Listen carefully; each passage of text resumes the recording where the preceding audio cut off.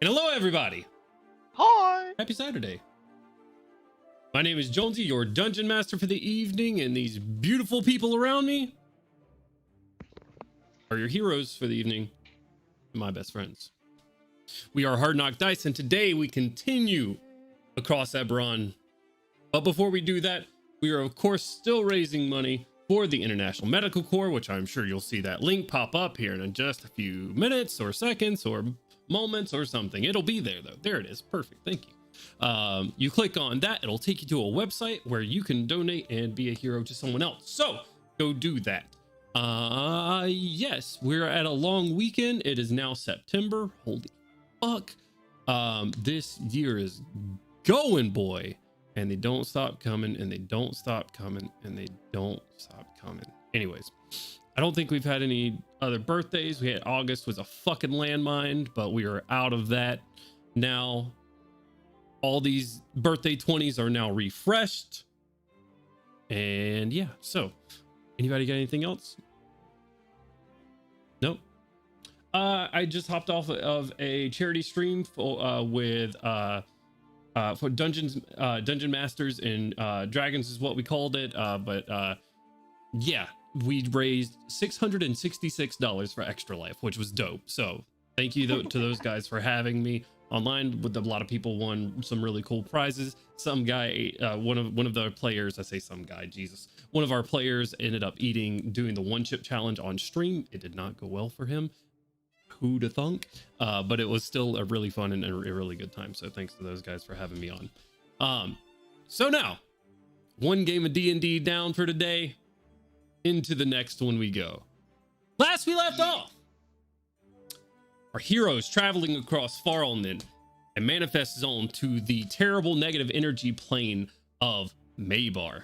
They are chasing down one Yidril, no last name.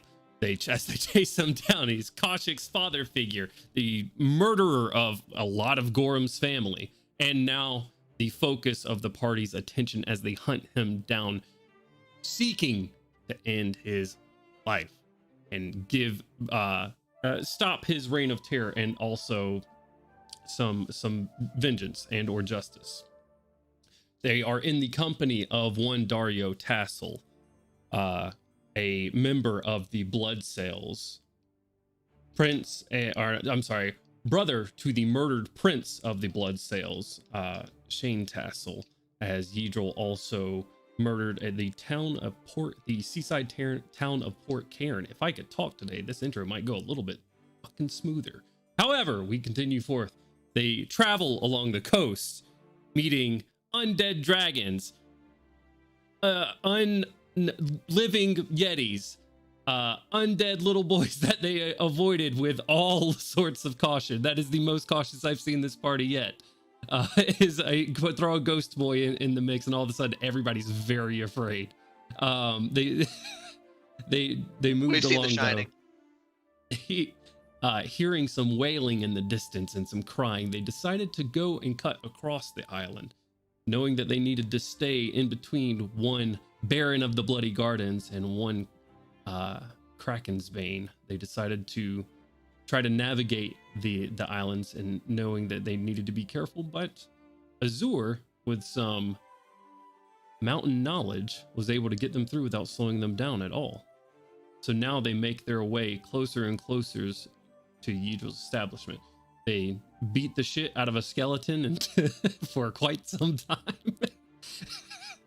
And we left off with them finding a floating key in a spectral door. And as they did, and they opened this up, they found a warm, inviting mansion.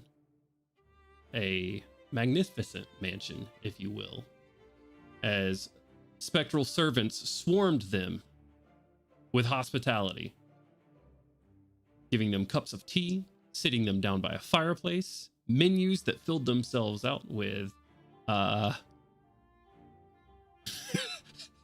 I should have read chat. I saw Kit laughing. I shouldn't have read chat.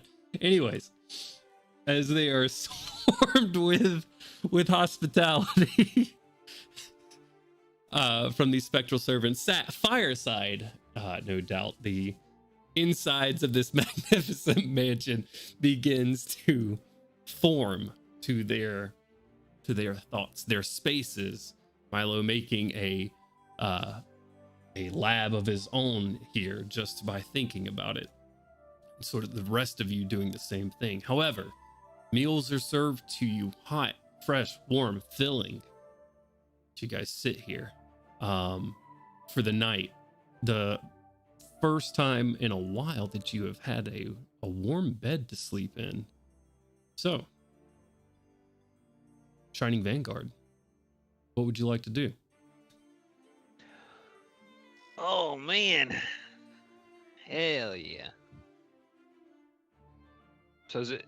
I'm sorry, I missed that last part. Have we already gotten a long rest, or are we settling into the mansion? You're settling in for the night. I wanted to see if anybody wanted to describe their spaces, to that they are going to be bedding down, if any other conversations that you would like to for the night, because at the moment, you guys are being served and waited on hand and foot. There is literally nothing else that you need to worry about it. All of your problems and troubles seem to melt away in here. You guys still have in the back of your mind where you're going, but you're safe. There's nothing gonna come knocking down the door. The more you keep talking, the less I feel safe. Like, I am here to tell you, you have my word as a dungeon master. Sean's just that like, that is you worth guys nothing. are fine. That you guys That could possibly in happen. this specific area are completely safe. I don't feel safe. I don't feel safe at all. So, if there is nothing that you would like to do, and or you perhaps do not want to describe your space, I will carry on. However, I have a full-page description. Let's go. you please let me know if you would like to share with us. Please do. I am all ears. I will let others take their actions first, and then I will do so. I guess after eating Artyom would kind of go to what would end up being his space, however that operates. And jutting off in the main room, it will be a door that is probably unnervingly familiar to Gandolin, because he's the only other person in the party that's seen this particular door before. But the last time he saw it, there was some sort of fiendish monster banging on it. It looks like it is going to a lodge for in the afterlife. But upon going through it, it is not a door inside of a lodge. It is actually going outside to what appears to be a backyard surrounded by a dense forest of one that couldn't possibly occur in actual nature. There are a myriad of different types of trees that would never be naturally put to each other, kind of making a hedge around this small backyard area in which there's a small little campfire and 3 unassuming tents there. It's grassy, not really much going on, but if anyone were to ever go into the tents, upon sort of ducking under the flaps, the room itself would expand around you and would essentially replace the flap with the wooden door leading back to the main area. And each one of those areas would be from a different sort of era in Artyom's life. The first one being from the monastery that he grew up in Adar. Basically a bunch of rooms with bunk beds and a window with a very obvious series of marks against it to where people have snuck out, or children have snuck out over and over. And just off in the distance down the hill, you can see a small little village. But most of the land itself seems pretty crummy and barren, except for when the village itself, which is kind of like in a small valley, is just kind of covered in greenery in that area. The next one would be a rinky-dink makeshift little house out in the middle of what's obvious the swamp. The temperature is compared to the previous tent that was kind of arid and windy. This one's much more stiflingly humid, and just has a couple of beds in there. You can see that there's a dense, jungly swamp forest outside, and is the small little shack that he learned to read and write common in and got taught some of his most basic magic stuff from the guy who found them once he arrived in Corvair. And the last one is a tent that goes to a tent. It's just a simple makeshift of different leathers, and you can see out the flap into broad plains of the Talenta Plains. And there are just lots of trinkets and a on-the-ground type kind of more, I don't want to say permanent bedroll, but one that's more deployed, I guess you could say. And you can hear the sound of like soft drums and other sort of music off in the distance. That's his thing. Sick. That's awesome. Righteous.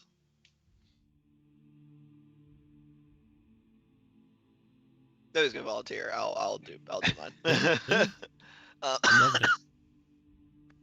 So, as said, in whatever way appears. This is just so you guys know, this manifests at a thought for you guys. So however you imagine like this, you walking into this foyer, the foyer changes the sort of the thoughts of the group. So different things are manifesting even on the walls, like old paintings that are just a little bit blurry, like, but that represent sort of memories and whatnot as you're thinking about them. But each of you kind of know your way to your room. Like, you know which way, because it is a way that's like feels most comfortable. So however you want that to manifest, if it's tucked in a nook somewhere, or if it's upstairs and up high, like that's kind of how all of this is happening at once. It's all a sort of thought process and following what feels safe for you. Gotcha. So following that logic, again, we kind of wandered around, kind of going up some stairs and kind of like in a back corner and coming up to a doorway, but rather than just like a regular wooden door, appears to be like a hardened, like a very, very thickly sewn like canvas flap that is kind of hooked up on one side. Unhook it and go into a room that it is a room, but it's like an oversized, like a blown up version of the back of like a wagon, like the back of a covered wagon. It seems absurdly large, but more, maybe a little bigger, but mostly matching how big the back of a wagon felt when you're a little kid, or when Gandalf was a little kid. And kind of in the, what would be up against almost the front of the wagon is a fairly narrow, like about almost maybe a little smaller than like a double wide bed that is like built into the back of the cart, with but like what's like boxes and things that would be like sales goods and things that are just kind of piled up along the sides, along a couple of the sides here and there, pottery, things that are like lashed down. But then mixed in with that is like training equipment for martial. Like there's like some sparring dummies. There's like a mat, and things are all around. And over the top, there's faint light like shining through like the canvas covering. Which if you spend a good bit of some time in there, it does shift throughout the day, kind of going from that early morning sunlight all the way into the night, where it is a full moon's light every night seems to come through. And there's a faint like wobble to the floor, even, which is really odd because you go from outside, just completely stable floor, to inside where there's that faint rocking all the time. And there's a kind of up on like a little ledge right above the bed, there's just a bunch of little like small like wooden figurines going from really like plain badly like all hard angles and curves to kind of going up in quality until kind of at the very end there's a replica of the carving of Bill that Gandalf did much earlier in the campaign. That's Gandalf's room. Sick. I suppose I will go ahead. Walking into Milo's room, it is a large square room dimly lit by a fireplace against the left wall and low-hanging lamps at regular intervals over the workbench that wraps around the back wall. The polished hardwood floor is covered by a burgundy rug with goldenrod geometric patterns and tasseled fringe. A writing desk next to the fireplace has several large boards to which papers can be pinned and illuminated by an oil lamp. The furniture is all in a dark hardwood with bronze fittings. A small bed in the corner sits low to the ground and is made with several layers of cream-colored blankets and goose-down burgundy duvet, the headboard supporting several plush pillows in the same deep wine and gold colors. A small bedside table features another oil lamp for bedtime reading. The workbench itself is sturdily built with several rows of shelves along the back. Stacks of wood, metal, and glass containers of varying sizes and shapes sit in nooks below the shelves to hold and separate materials. Several large clamps are mounted as secure parts for work.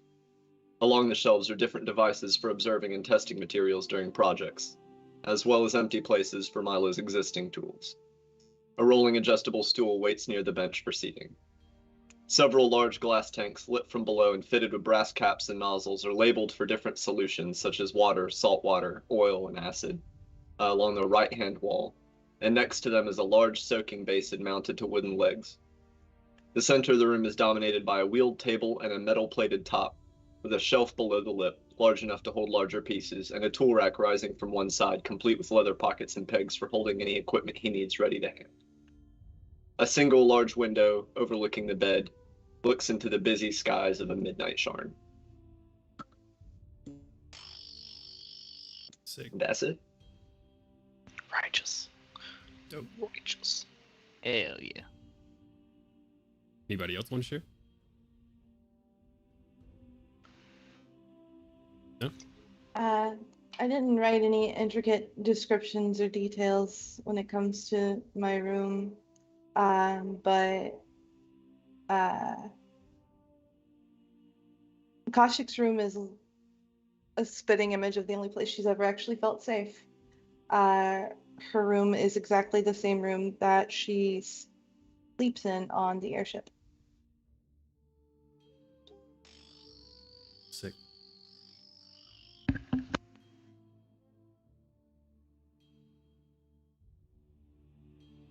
Okay. Crowley's room is very simple.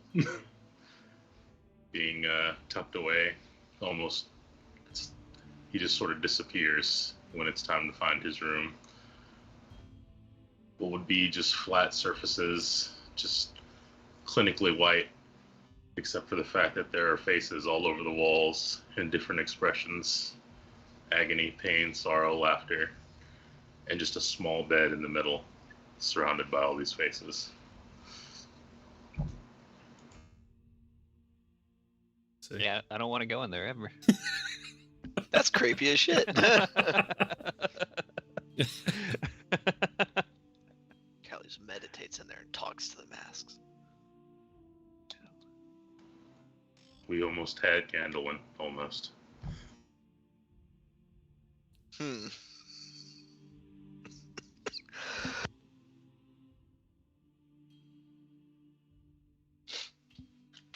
Okay.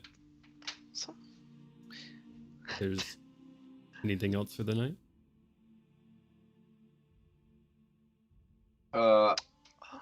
If I didn't say it at the end of last session, I thought I did. But Milo will be spending some time on projects before he crashes out. so we're basically at the peak of this mountain, right? We're at the kind of the highest point, Correct. and we figure about how much time did we say that we thought going through? We weren't going to lose any time because of Azur's abilities. favored terrain, right? Which I think is very funny that managed to have the knowledge of a dwarf while not being a dwarf anymore. I'm still familiar with the I'm sorry. That just occurred to me and it cracked me up. So we figure we're still about 2 days travel. No, Or actually, less. because you have cut across here, you will end up at Little Carnath by the end of the next day.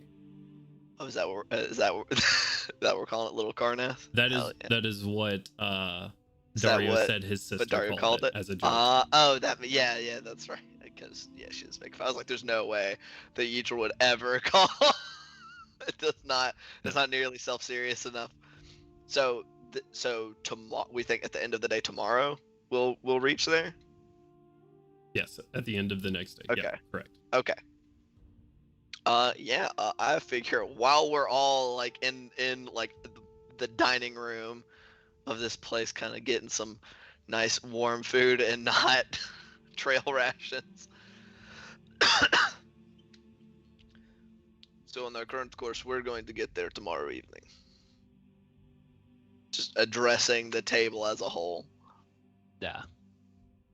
But I guess with this place being what it is, we don't really need to worry about oil as much during the night, or we could take some extra time to maybe do some reconnaissance or something like that. We definitely need to take a look around. Because we have no idea what to see. Like, he may not even be there anymore. Right. And if he's not there, then I don't know. Maybe I mean, I don't imagine that if he's not there, that he'll, still not keep us something that he'll use to try and kill us. That's for sure. All right. There'll probably be something there. Hopefully, something that's not like dead. And Yeah. if there's someone that is alive there, hopefully they can tell us where he is. Agreed. But yeah, it's hard to say. I don't know the layout of this place and what the terrain is going to be like. But once we get an idea of maybe patrols in the area, or we can scout it out and see for ourselves, then we can make a plan. I have some spells that might help us out. If we need to siege a castle or infiltrate or whatever the case may be. Right. Probably even if we can't plan any specifics, probably need to have like a basic groundwork. Just make sure we are not going to just go charging in regardless. Yeah, we don't. Be careful. don't Just kind want of to, looking at everybody around the entire table. This is going to be super dangerous. And we also need to make sure we kind of have a plan for dealing with the usual. He is a powerful spellcaster. Probably has all kinds of magic abilities that we don't know about, but we know that he can at least do disintegration magic. Get So- all kinds of teleportation, presumably. His men Nah. can cast spells too. The ones in the Nope. bone armor. Oh, Wait, he there has are more of other, them in the bone armor.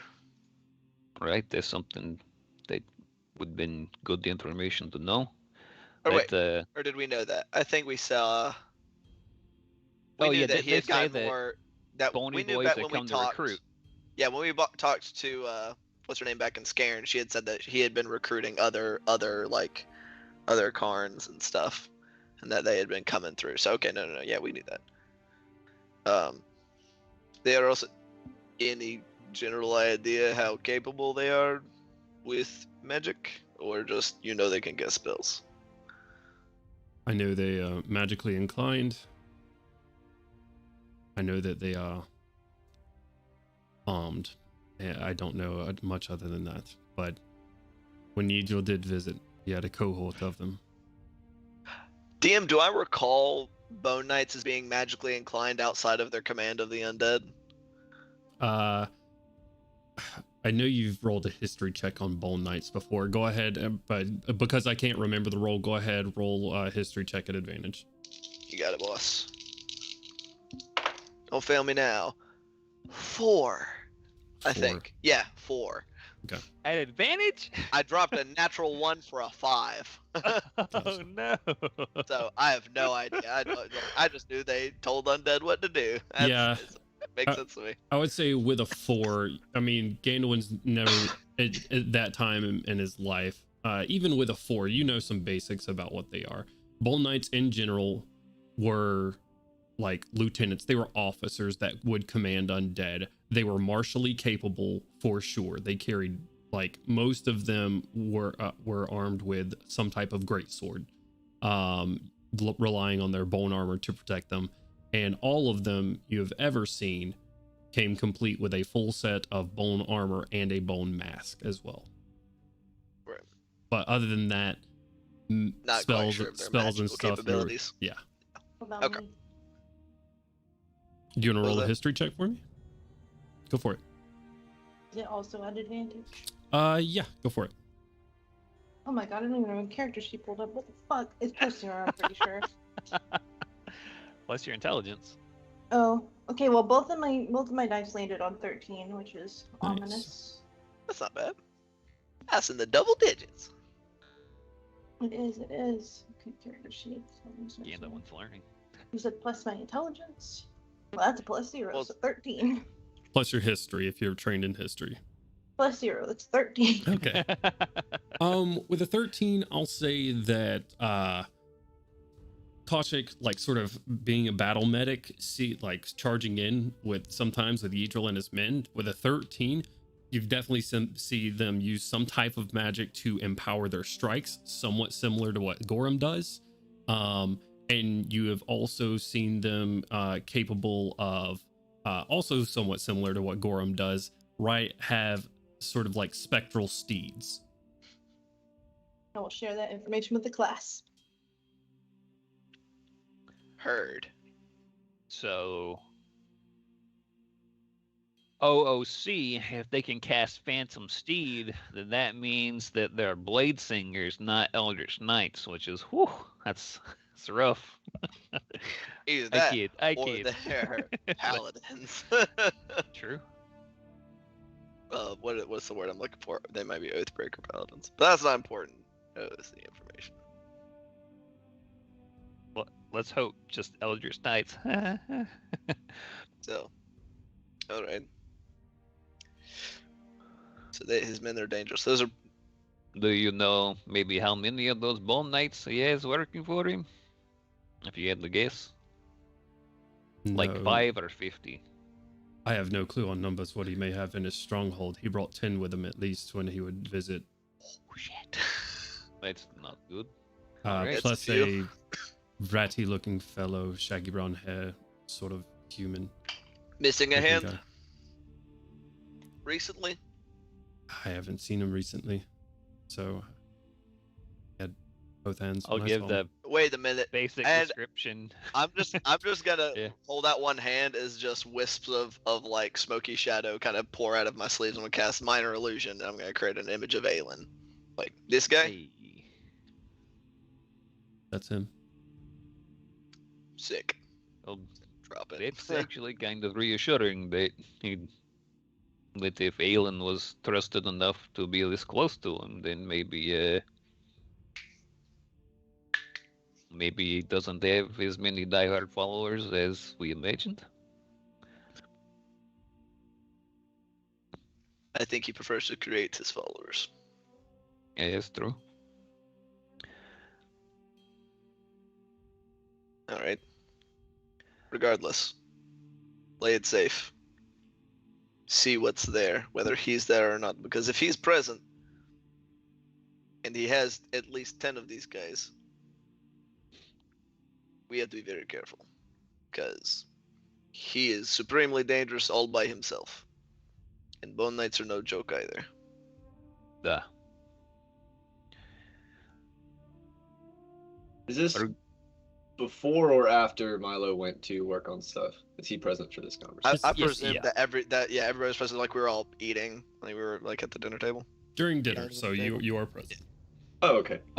I didn't say anything earlier because I assumed I wasn't there. Would Milo know anything about the history or specifics, like magics of Karnath and stuff? Like maybe any of their military magics, not necessarily specific to Bone Knights. Hella necromancy. Hella necromancy.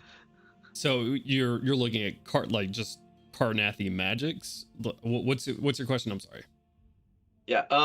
So like, since he is Karnathi and trying to rebuild Karnath in his image or something, maybe any familiarity with Karnathi battle magics would be helpful. Give me a history check. Straight roll. I was about to say I don't think Milo would know specifically about Bone Knights unless you think there's a reason for him to, but maybe more generically right. There it is. Now, if any of us were from Thrain, A Thrain would know. 16. 17, correct. Battle magic is mostly, Milo would know, like an Ayundaran thing. And like Breland had a lot of battle magics, and Thrain brought in a lot of divine magic. Karnath with a 17, they threw undead at their problems. That is how they stayed in the war for so long, because their soldiers didn't fight once.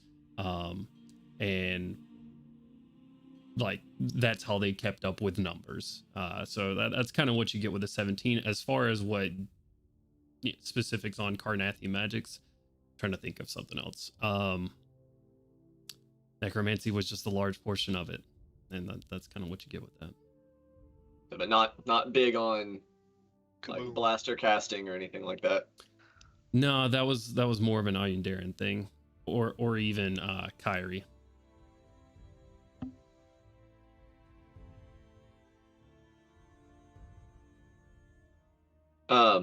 Yeah, that's already been covered, so not anything he can really add.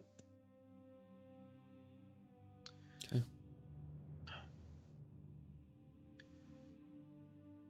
The question is, I hate to say this while James has had to walk away. What do we do if we're not going to be able to fight him right now? We make sure he doesn't have a base of operations to come back to. No, I'm saying, what if he is there, but there's too much? Then we fall back, we heal, and we strike again another time.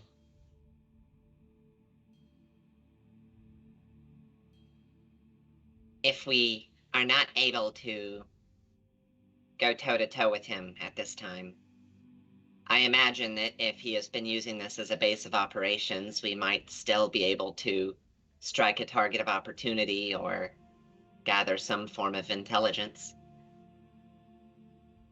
Why wouldn't we be able to? What if he has 50 of these Bone Knights, plus him? Then we need to kill him before we have 50 Bone Knights pile on top of us. I agree, we chop the head off the snake. And if we have to go through the 50 Bone Knights to get to him in the first place. That is my concern. Or 50 Bone Knights and 200 undead. Or 50 Bone Knights and 200 undead, and Idril is also there. It's not going to be a fair fight, so we're going to have to play unfair. And I'm not saying we take one look and give up. But if we monitor the situation, and it doesn't seem like it's going to be anything but a suicide run to try to get to him while he's here, you have to change tactics. Doesn't do us or the world at large any good if we all die here. Agreed. We still have a greater threat after Idril. Significantly. I just want to make sure that we are clear that we won't just kill ourselves in a foolhardy attempt at vengeance. Make an insight check. Sure. Oh no! Oh no! You got it, boss. Yeet. I'm that's not really gonna good, roll it for Milo actually. because he's Not got any people skills. Oh wait, I don't know why I was thinking that should have been higher. 23. Okay.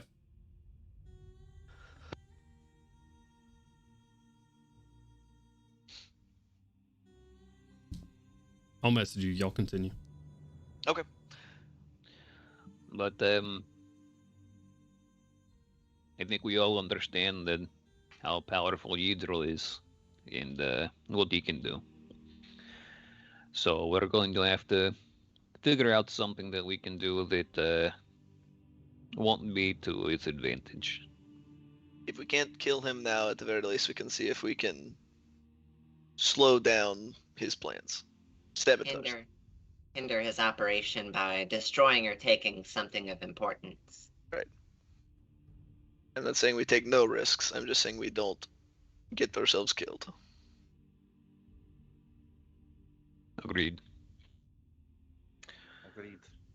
Well, we need to be as well prepared as possible. I'm gonna go see if there's any adjustments I can make on current equipment and keep working on other projects. Do y'all need anything specific at the moment?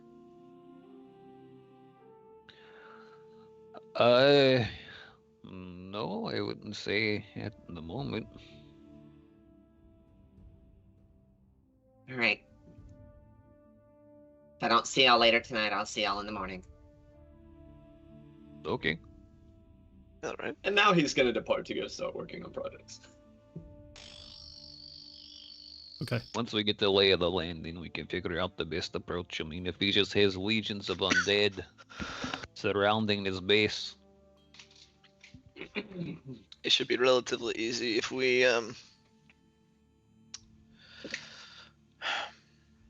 for scouting purposes. I don't think we should stick with having too few people. We need quick exit strategy, but we don't want to send too many people either. This might take a couple of days of us having to do reconnaissance. I understand how important this is, and we can't fuck up our first shot. Right.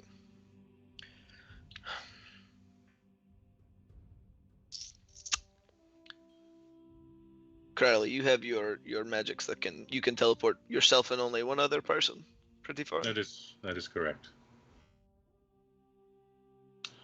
I was also going to bring up the fact that Yidril has watched many of us at any given time, so it might jeopardize your reconnaissance. How many of you has he watched? Big shrug. It appears that he's looked at Gorham and obviously Kaushik in the past, and Dario. maybe.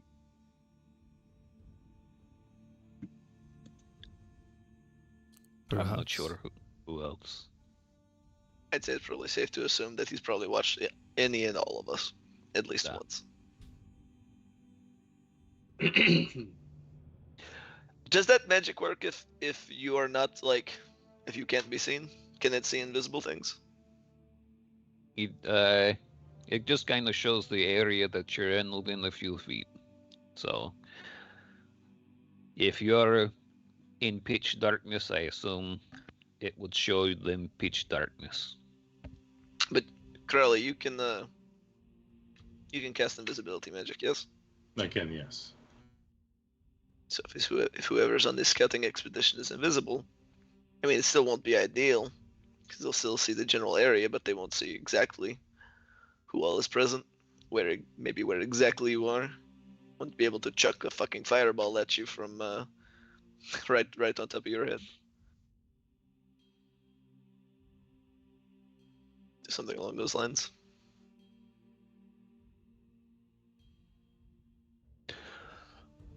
Right. I think the biggest issue is that when it comes to us having to do reconnaissance and we could be spotted or seen or magically detected and we could potentially get in some trouble, what is going to be the method of escaping? And that is why I'm asking, because generally You know, speaking, my thought why? would be at least myself and the Zur should be part of this group. And I think Crowley as well, since he can turn people invisible. but he can only teleport one person at a time. And there is, of course, the threat of if he does so, one or both of them could accidentally end up in Maybar.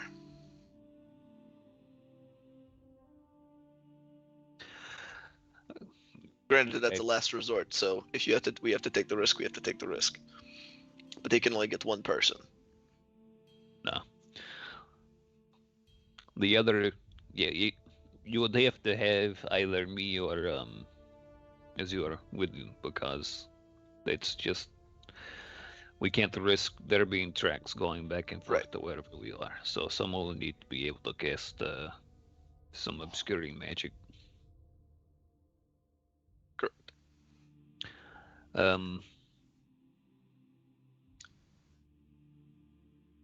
I think we need at least 3. I know it's not ideal, but I don't think 2 people should be by themselves. It's entirely too easy, considering the kind of things that we know he's capable of, for 2 people to be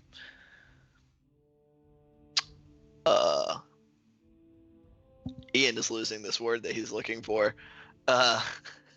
Waylaid. Yeah. We can set up situations to where we are a goodly distance away from the stronghold. I'll cast telepathic bond, give you guys a warning when it's going to go to make sure that you don't stay gone for more than an hour. So there'll be absolutely no break in communication.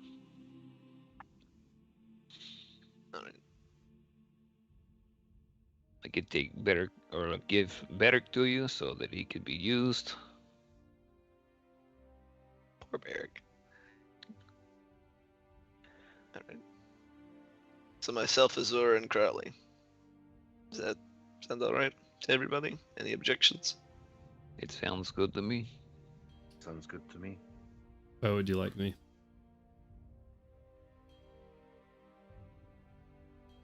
You sneaky? I can be. Fucking Artel will kind of be like, well, I don't know. How close do you have to be to do that thing with your eyes?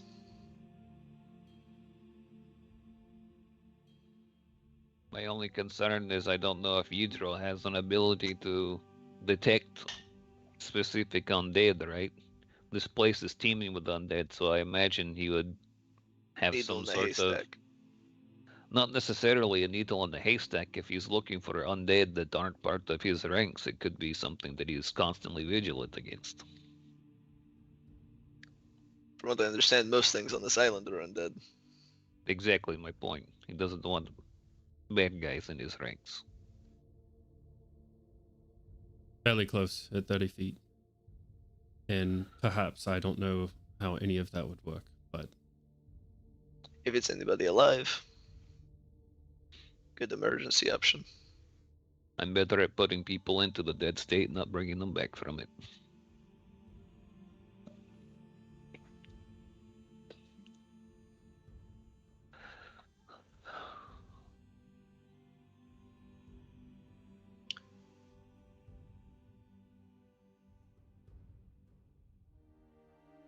I'll say yeah.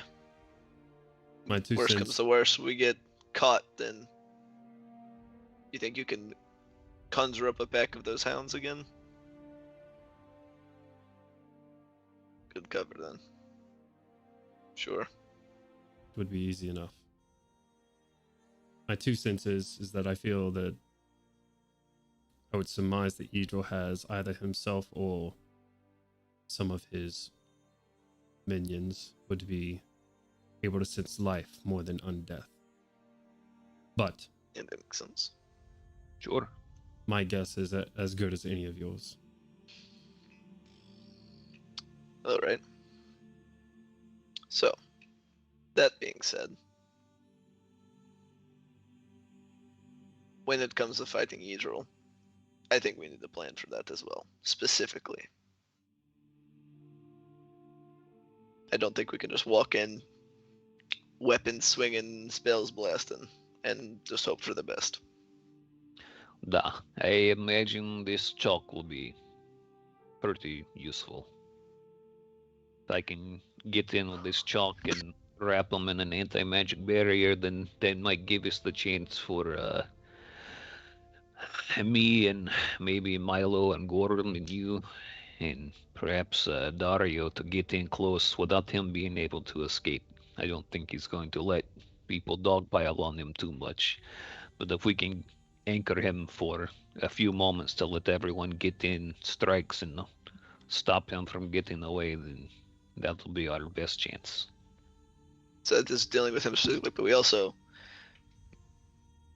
that's all well and good. He's probably going to have friends or, minions with him. Sure. So we need those who are going to be trying to keep him still and from being able to unleash arcane powers. And then those that are keeping back whoever is trying to help him. Crowley, you have an ability to befuddle spellcasting, right? Yes, as we've discussed before. And you can also go invisible. Can you do that at the same time? Yes. Well, as long as he can't see you and you can keep messing up his spells, that seems to be the best option. But if you can lock down this spellcasting and make it just a square fight between us and his minions.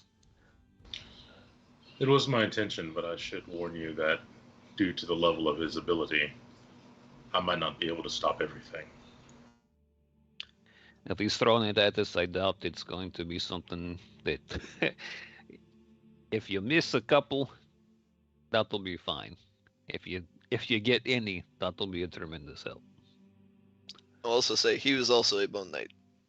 Odds are good he is martially capable as well. So I would not just bank on, well, as long as he can't cast spells, he's nothing. I don't doubt his martial prowess, but I feel like I can much better deal with getting stabbed by a sword than I can disintegrated. Right. I believe I have the capability of I can create the zone of complete silence, which I think you are familiar with, Crowley. I think that would be a tremendous help. If we can keep him held still inside of that, and I know there's a lot of spellcasting requires you to talk. Can't talk, you can't use those at the very least.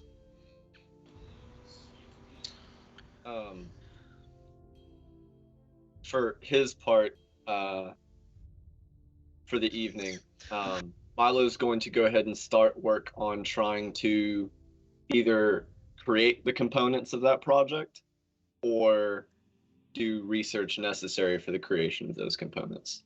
Okay. Using the help of several of the invisible guys for helping him get everything set up on the shelves, and then his drone doing side chores while he's doing the bulk of the research. Go ahead and give me an Arcana check.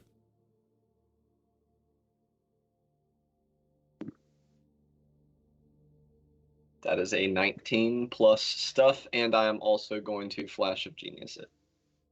So, 35. 35. Holy fuck. That's a couple. Good job. Isn't that like an impossible check for in like 5e? Mhm. Is a DC 30 would be an Anything over 30. impossible check. Jesus Christ. I Milo. just added 16 to this roll, so. Milo sits down at his workbench and pops open his third eye. Oh, I can see everything. Hey, that tracks since it's his first time having like a real lab in a while, so he's getting down to fucking business. Hell yeah. Milo, you are working away for several hours. Down here, crafting different items, trying to think about what may be able to channel, save something. That transfer of energy is where it's been coming in they've been the impasse this whole time, because it's come down to experimentation, and you got a place to do it now. You have somewhere safe. You have somewhere, a controlled environment, You bring out a crystal. You set down several different arcanum like transistors. Electricity starts sparking off some of these powers as you're powering them. Several different of these spectral figures, bringing in tools as you need them and reorganizing them, keeping them out of your way. Milo getting more organized as he goes along, but spectral spirit just snatching a wrench out from under your foot as you might step there in your haste. You've created essentially what is a blank slate of a docent on one side. And now you need to flick the switch to lead from the crystal to the docent. Do you do it?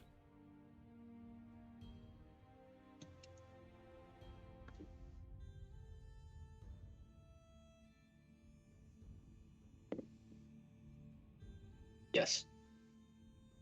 Okay. Hello, Milo. Oh fuck. Always high. Here goes nothing.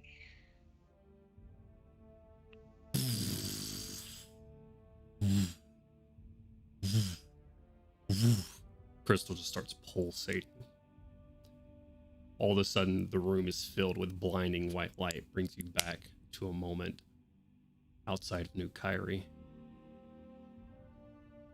For a half a second, you think you have detonated this thing inside of this area. Who do you pray to in this instance? Oh shit.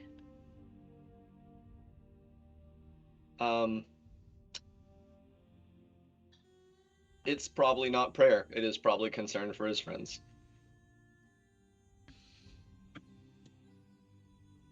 The blindness goes away as you feel for your face, and your face is still there. The goggles still attuned. Hey, you still On got your a face. Let's go. Still there. The yellow crystal now dark. The transistors conduit there, still crackling with our arcane energy. The docent with a swirling yellow light inside of it.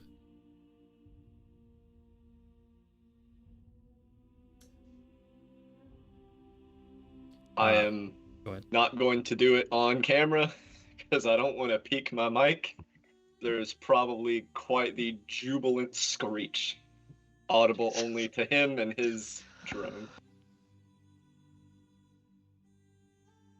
Just Says he's not gonna do it. Does it? I Screams. did the shake. He's heaving like he just ran a marathon. Grabs the drone. We did it! At least the first step. Now for the rest of them. Okay. Someone make a noise for me, and then Oh. is there anything else anybody would like to do for the night? I'm going to continue working on the mobile stego platform harness thing. Jesus. The what? Yeah, we talked about having harnesses Oh, that could hook on people. yep. Yeah. All right, go ahead and give me another leatherworking check. I mean, you can do that with thatch and wood and arc. You should be good. 11. Oof. You're working on it. There's a lot of there's a lot of fuck ups tonight. I see. You know what? I say it's less that. If you're, where are you working on this at? Just around the campfire and outside. You know, I don't. Outside. Yeah, inside, outside. Yeah. I mean, this is a place where, you know, brings back tons of memories. You know, good like for RTM. So it's less like shoddy work, and it's more like you get started and then you just like listen to the rhythmic drum beats in the background. You sort of just get distracted for minutes and minutes at a time. You're like, oh fuck, start it again, and then just sort of drift off again. Yeah, Just one sort of of- those things where you're reading a book and you have to read the same line like 11 Over and fucking over times. again. That's exactly what it is. Yeah, Because if gotcha. you're hit by one memory and then you start to work again, and then different part of the song starts playing in the background, different thing hits you. Okay. Word. Anything else anybody's doing for tonight? As we wrapped on this weird asynchronous timeline shit going No. on here, It's fine. but as we kind of wrap up dinner / planning or whatever, and we start to exit, I'm gonna wait until everybody else has filed out, and I'm gonna stop Dario. Okay. Just gonna look up at him significantly higher.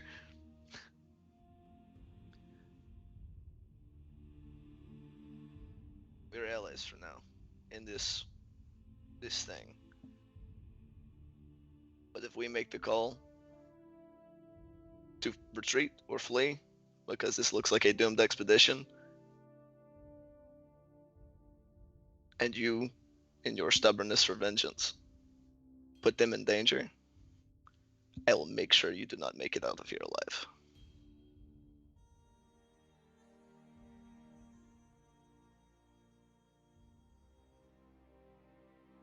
I'm just gonna turn around and walk away. I'm not even gonna wait to hear a response from him. Very well.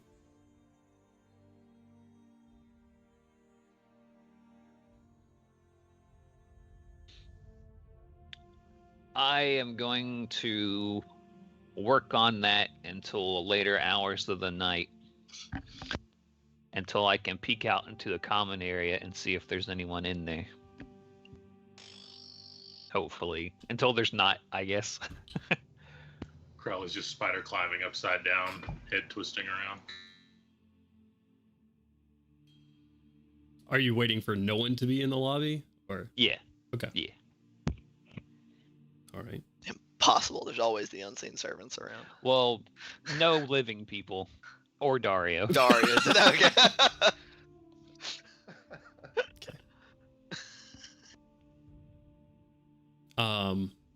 Very well. If you're gonna wait until the late hours for someone to be around, some hours go by, others going to bed, unless there's anything else anybody wants to do before you nod off. Some work. Just Azur go into his room. As he opens the door, it's home. It's swamps. And Mazurth, kind of right behind him, notices, oh, it's home. Just brushes right on past him, tippy taps all into the swamps and into what would be Azur's childhood home, carved out of a very big tree. And before Azur goes to bed, he's just gonna have a little chat with his mother. Doesn't really need to actually have that chat, just, checking in on whether, whatever, and then going to bed. Okay.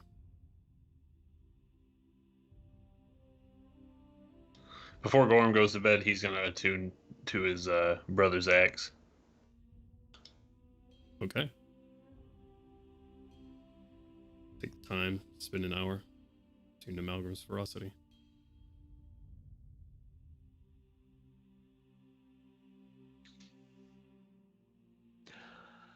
Well, if no one else is still awake, Archim's going to sneak out into the lobby and, rolling Make a things. perception check. All right. Good. 19 plus 9. Let's go. 19 plus 9. Mhm. You barely 28. catch it, but you catch him.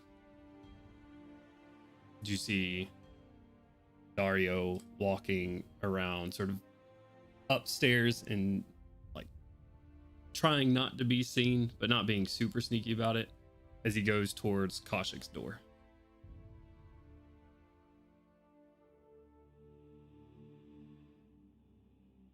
Hey, what are you doing? Just stops.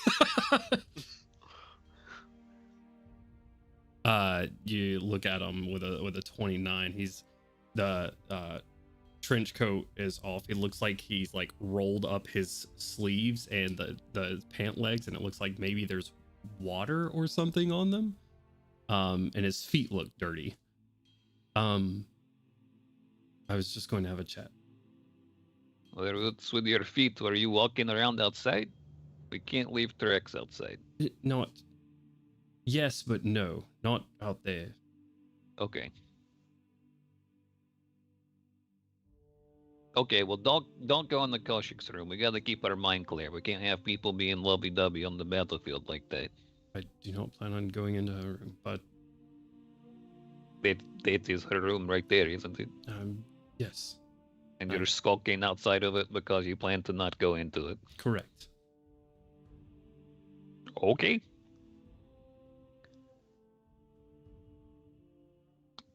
I'll sit down at the common table and just Sort of purses his lips. Turns to Kaushik's door and knocks on it. Oh shit, this guy.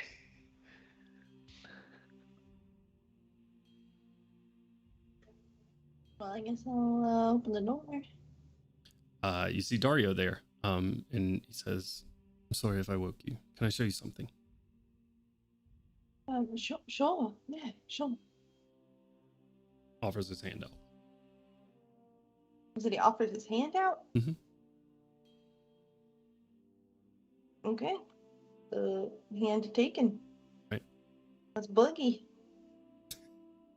And he starts doing the twist with you. Oh no. Kaushik says, All right. "Let's boogie," and then disco lights start. He's been alive for years and years. He knows all the vernacular. Oh man. And he A lot of leads fun. you down to where his door is. Okay. I will send him a mental message while giving him a sneak eye, and they go by.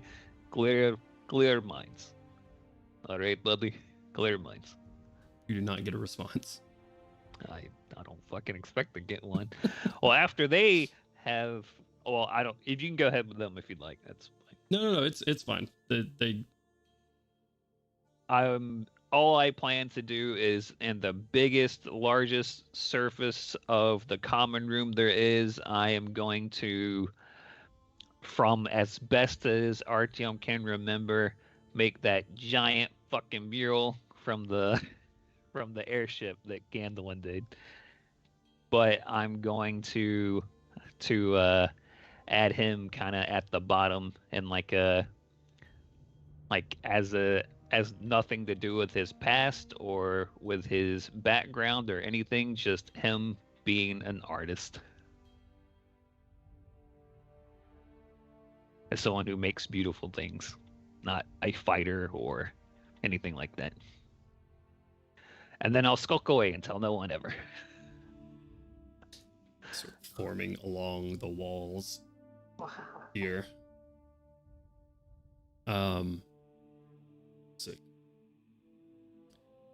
Kaushik, Dario takes you by the hand and leads you down this hallway and opens a door. And you hear waves crashing. The room gets a little bit warmer. You hear gulls cawing, waves crashing against the shore as you step in, and your boots don't hit floor, but instead black volcanic sands. You sink down a bit, and you see a sunset on the other side. As Dario walks in, leads you in here onto this beach, and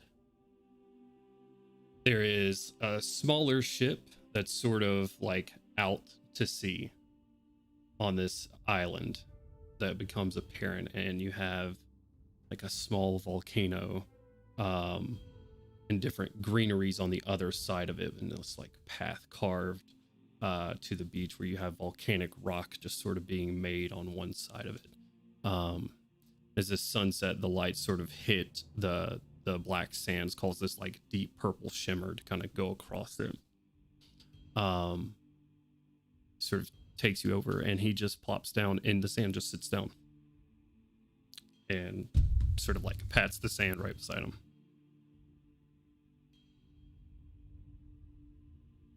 Kasha will plop. This is really lovely. Somewhere you know. Yes. It's the last sunset I saw. Mm. And I wanted to share it with you.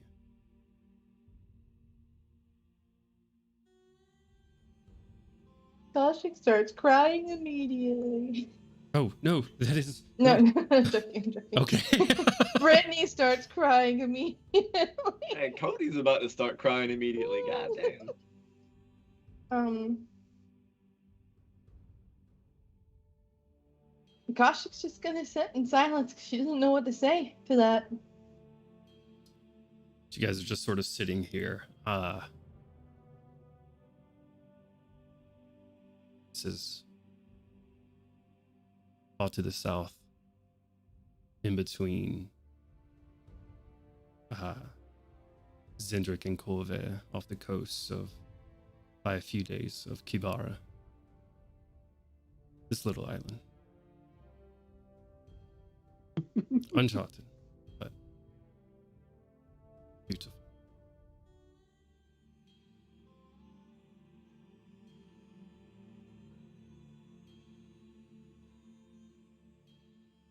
So, a pirate before a vampire?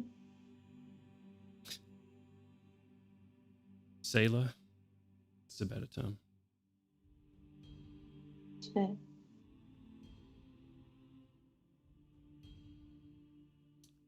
What happened here? What do you mean? You said it's the last sunset you saw. What happened?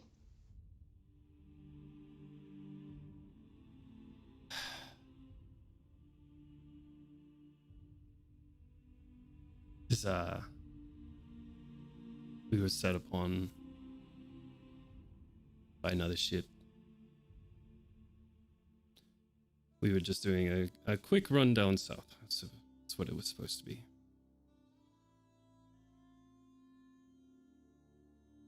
Lost a lot of people. A lot of people. Barely made it out myself. Knocked unconscious for days and days. I was back home, far on in Port Cairn, when I came back to.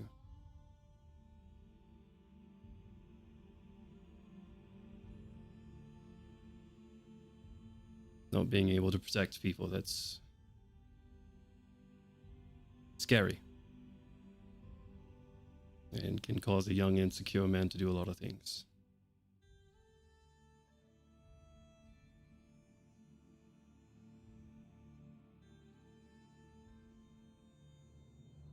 I ended up calling out into the night. I didn't expect the night to answer back. Nor to have teeth.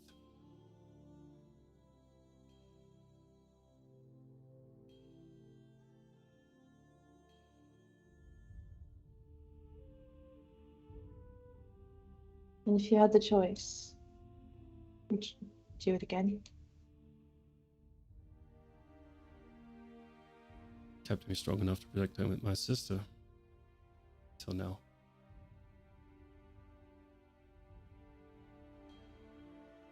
I don't know.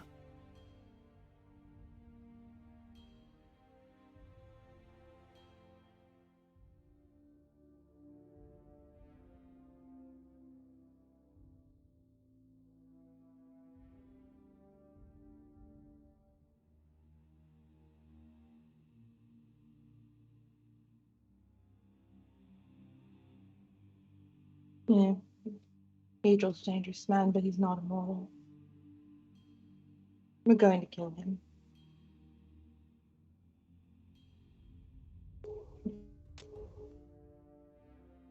Indeed, we will try.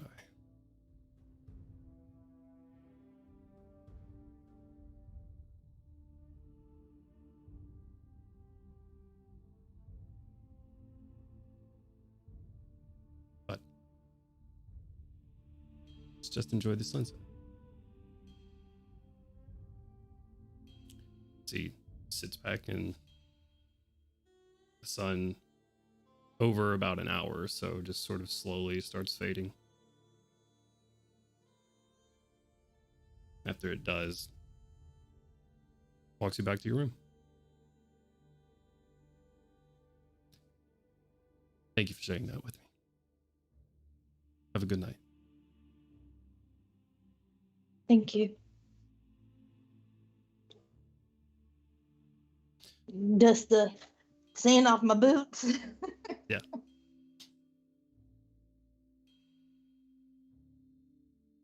Okay. Kashik is going to go back into her room and reflect on everything she just learned and be sad. Okay.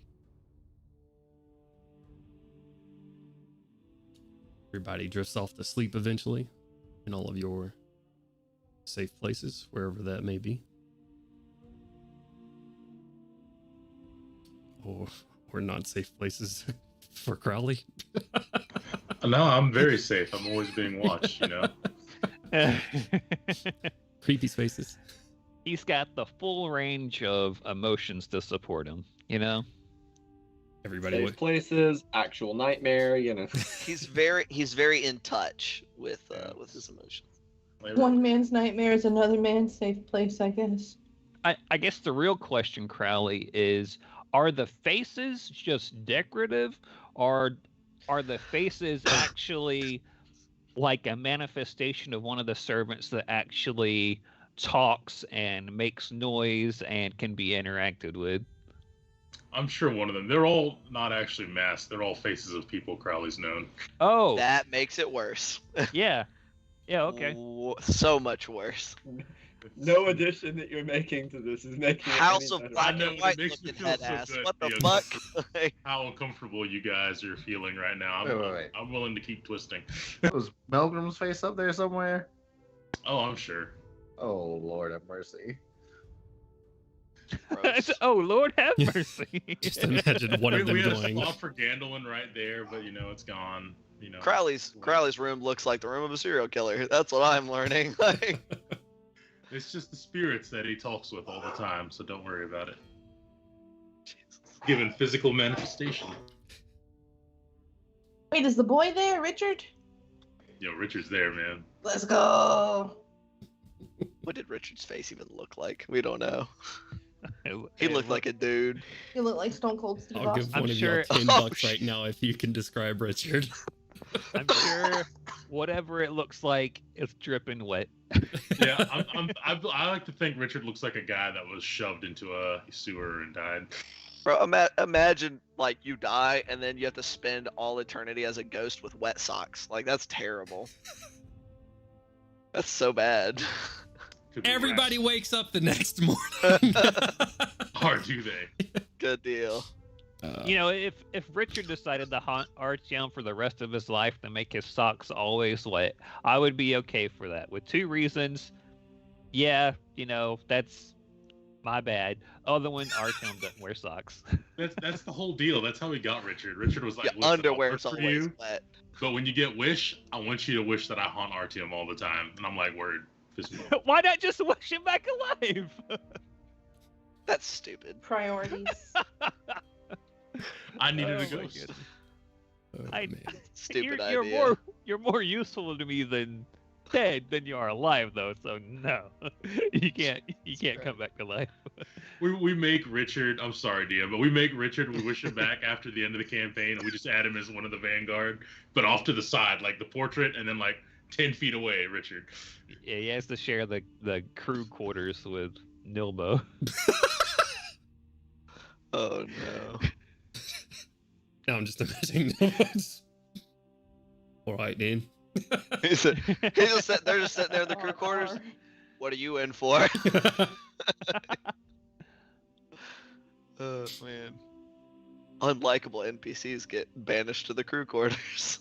I need to Nobo invite did Milo nothing. into this room for tea. That's what I need to do. Yeah, Neither Noble- did Ned, and here we are. Ned missed a lot. Okay, that was That's not his fault. Jesus. Anyway, Okay. Yeah. so we're all awake. You guys wake the next day. If there's anything you'd like to do for the morning? Prepare spells. I don't need hallucinatory terrain anymore, so that's fucking good. Okay. Or Well, do you? I might keep it just in case we need to have a place that like, oh yeah, we're falling back to this place, but everyone knows that you can walk through this tree and it leads down into a staircase that's not actually there. To where you live in a place that has a door that goes to the secret mansion or something. Hell yeah. There's a lot of planning. There's a lot of intricate designs. I don't want to fucks with it. I mean, you're a scary guy. He's spying on people. But Daniel, just when he comes downstairs in the morning, he's gonna see the mural and just kind of take a look at it, smile a little, kind of drag his fingers across it, just kind of looking, seeing how accurate it is. Out of curiosity, this is a different version. I rolled a natural 20 on whatever check that would be. Be a wisdom check. Yeah. So To remember it. 25. looking the same. Yeah. Take a look over it, and just kind of smile as he looks at it, seeing the addition down in that bottom right hand corner where it was empty before, and little more kind of like a little more bittersweet smile at it. But just carry on.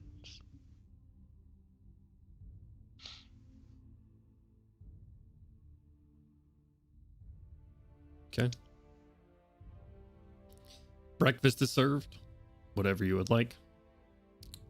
It is there. Hell yeah. You guys. I am Breakfast beer. I'm going to get a blast from the past from a lot of the members by having the spirits cook up some bear. Oh shit. Right back from But the like first actually session.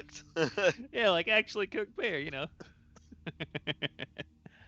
Yes, it's like cooked up, put it in some hash browns. We got a fight to Yeah. go, so we're gonna get some whey as well. You know, some protein drinks going on, and Oh. So we got a whole like 24-hour fitness in like the downstairs of this fucking mansion. Like, Y'all gonna look over. get them Okay. gates. We all just put the workout room in Milo's lab, so it's just like a constant distraction for him. yeah, every time he's about to just pour something just steadily, we're like, Oh no! So we're all that guy. Just grunting for Exactly. like really loudly for no reason. Oh no! Y'all got a lot like that. I was Swole, getting ready to say swole look over. nerd, swole nerd. and see Milo just like rubbing his hands over a plate full of just Sharn fast food. Oh my god, he's at McDonald's. Like, Yeah, he's got like some Eberron McDonald's, some Eberron Sonic. Sharn we're all Dombles. trying I like Charnold. McSharnold. over here. McSharnold Milo's is over good. here eating McSharnold. fast food. Make I like Charnold. McSharnold. Hashtag not sponsored yet. McSharnold's get at us. McSharnold's get at Yeah. us. If I have to make a new character, they're gonna be from McSharnold's. Hell yeah. Sharnold King. Sharnold Queen. You know. I was like, I can describe like some super fancy, awesome food, and I'm like, nah, man, that's not Milo. Milo be out here like, give me that Burger King. Cheeseburger. Yeah, he hasn't had some good fries in a while. Oh my lord. What are they called here? They can't be called French fries. You know, Iron Dare fries. I always think Iron Patterns Dare fries. fries from Sharn are better. Instead of Checkers fries, Patterns fries. I'm just saying that's now confirmed. Iron Dare is France. Let's go. Yes. Even new. Vive la. Is there anything anybody else would like to do inside of the mansion before you guys depart? Use Instruct indoor all- plumbing. What's up? I'm sorry, I said use indoor plumbing. Oof. Easily enough. Yeah. You Righteous. flush where it goes. Nobody knows. Oh, Nah, bro, Ins- shower. to the ethereal plane. instruct the horde of servants to load all of his gear back up, so it doesn't just get shat all over the side of a mountain. Dear Probably God. smart. So, Kaushik, there's probably a conga line in between your bag, the bag of holding, and these servants carrying different like items and materials. Over there. Fair. Okay. That's fine. She already saw the inverse of it yesterday. They're just like taking stuff out of the bag and setting it up. We need This another is bag of holding. out of character. If anyone does need or want any magic items made or anything, I have actually finally, you think I would have done this earlier, but made a project portfolio for my so easier for me to track things and Yeah, see there are where these- I'm at different projects. So There are these gloves, right? Sound really cool. They set your con to 20 with some other stuff. Can you make those real quick? They're only legendary items.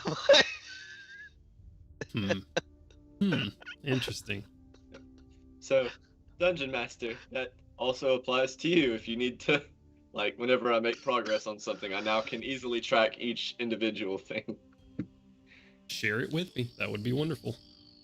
I will do that. So, you guys, warm with a full belly. Everybody can take Hell yeah. a inspiration dice for this session. Hey. Hell yeah. Ah, Dink. As you guys step out of the mansion, once you're done, into the bleak, dark, cold mountains, I almost said of Maybar, of Farlnen. oh, that That would would have be been so very much bad. worse.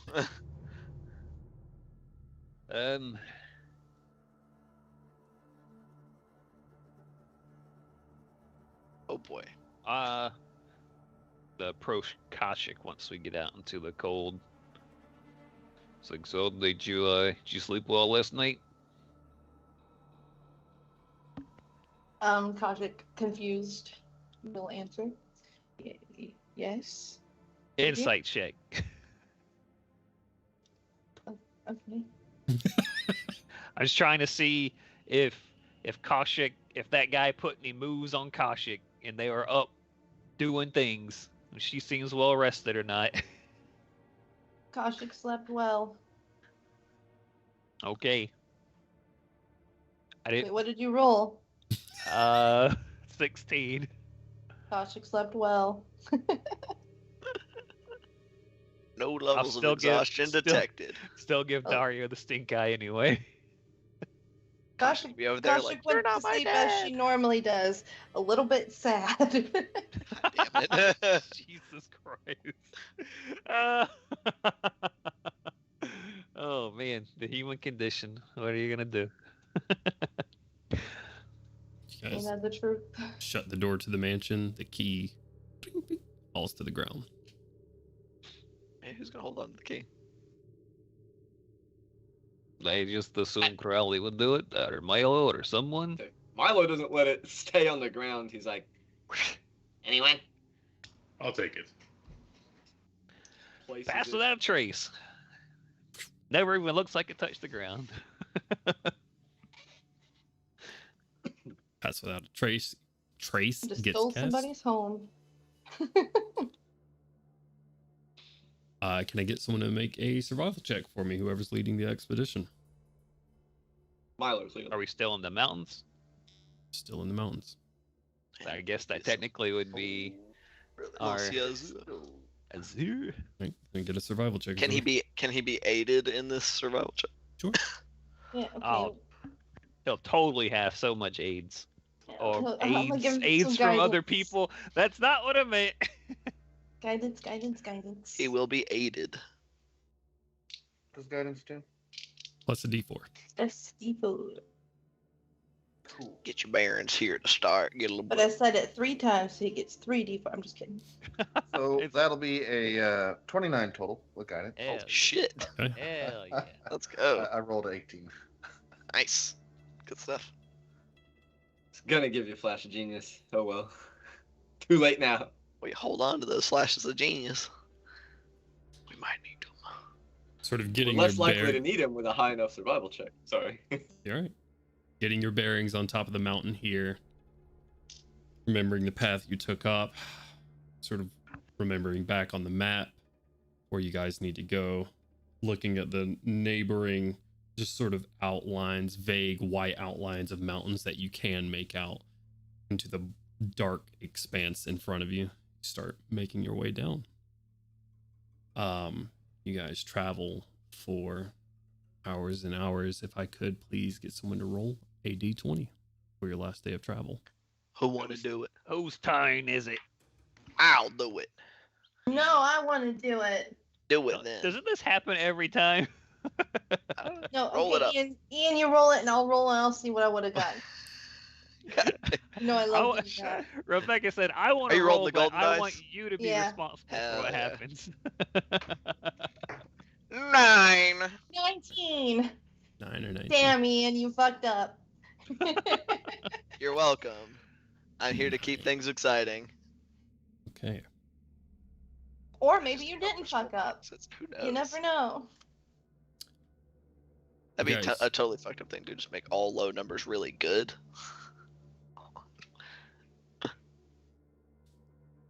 Traveling as you're leading you expertly through these hills and valleys that you're going through, sort of across the top of a range. It seems at the highest peak, it was where you guys kind of found the mountain going down, but sort of hitting different peaks and valleys, sort of levels off. And Azure, you stop. About 60 feet from you here. It's now that just light gray, gloomy color. The cliff in front of you sort of levels out, stops. And there is just a chasm in front of you. Sort of mist and fog cover a lot of the chasm in the bottom of it. You can't see the other side. Roll me a perception check.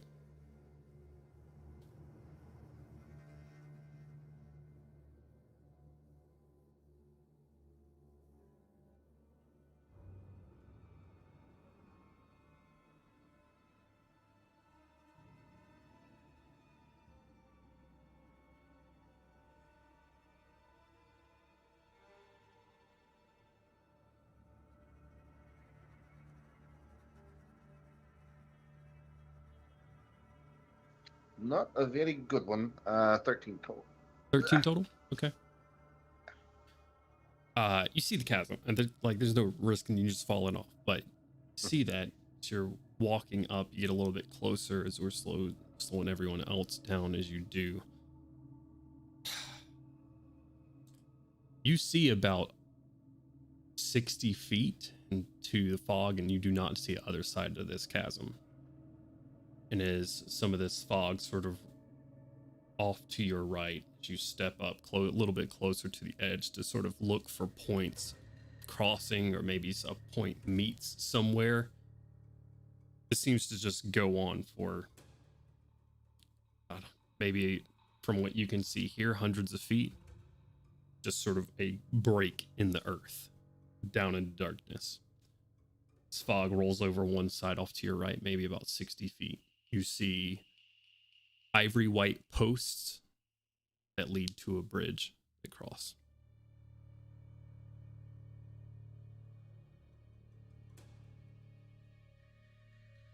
Suspicious.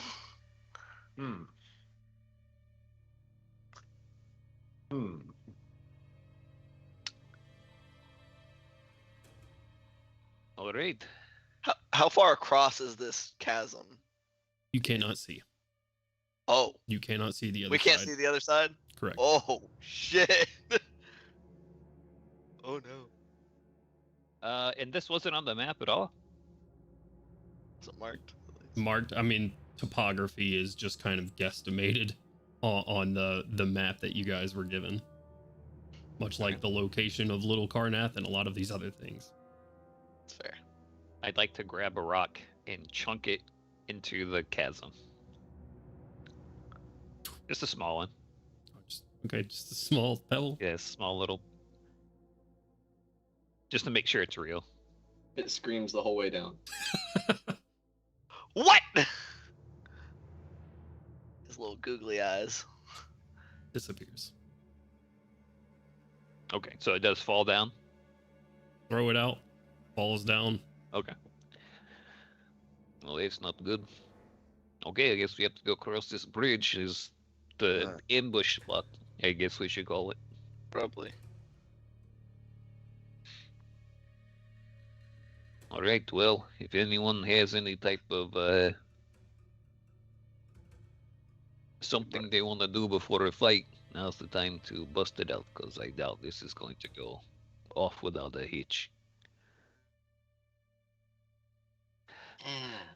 Or we'll just all fall horribly to our deaths. That's entirely possible. It is entirely possible. If we're all going to fall to our deaths, I'll at least try to summon some bats to stop us from dying from the impact. We can all go to my bar, and I'll try to bring us back. I'll pick up another pebble, put it in my bucket. Easily enough. Put it in the acorn. Okay. I need a marching order. Oh boy. Yes, Azor will continue going first. So we're gonna leave. Okay. Sure. Artyom will hang back into the middle in case he needs to cast on everyone. Okay. So Azor in front. Who's second? I can be second. Gorham second. Put me behind Gorham, coach. Kaushik. Dario will be behind Kaushik. I guess I'll be behind Dario, giving him. You bring her back by 9, you hear? Fucking kind of energy Kent is giving off right now, or Archim's giving off right now. Stop wooing the person that I like when we might have to kill you. I don't want to have to deal with. Why did you kill the guy that I fell in love with? Oh, It's a he's problem. the bad kind of murderer, okay? I don't think I'm in love with him. Who's behind I don't. Artyom? I'll be behind Archim. Trying to make sure that don't happen. Who's behind Ganwin? I'll be behind Gandalf. You know, they say that you kind of naturally are attracted to folks that are kind of like your parents, so I could see why you'd be old undead boy. Jesus Christ. Milo will be bringing up the Little rear since evil, He is the you know? loudest. Gotcha. Very well. He's broken man and I can fix him. Oh no! No. I don't think clerics get access to make whole. A dangerous cycle begins. Okay. Fucking Jones laugh. Fucking hate all of you. Just fucking can't. Got that. the Anakin. What have I done? Two ivory white posts. Azor, just step up to them. The vaguest impressions of what might be a face into the top of them. Tied off, the planks sort of disappearing into the fog ahead. Grab onto either rail and start walking across. Wood starts creaking under your feet. But hold steady.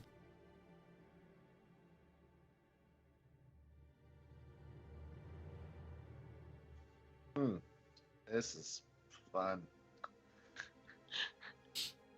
One by one, stepping on after Azur. You guys start to step onto this bridge, wind blowing by you. Just freezing cold wind across this chasm and this bridge as you hold on.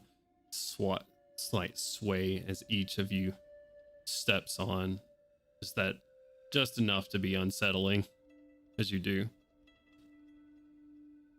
You start walking. Milo is very keenly aware he has disabled his flight system. No wisdom check needed to remember that you did. Eventually, as you guys continue walking,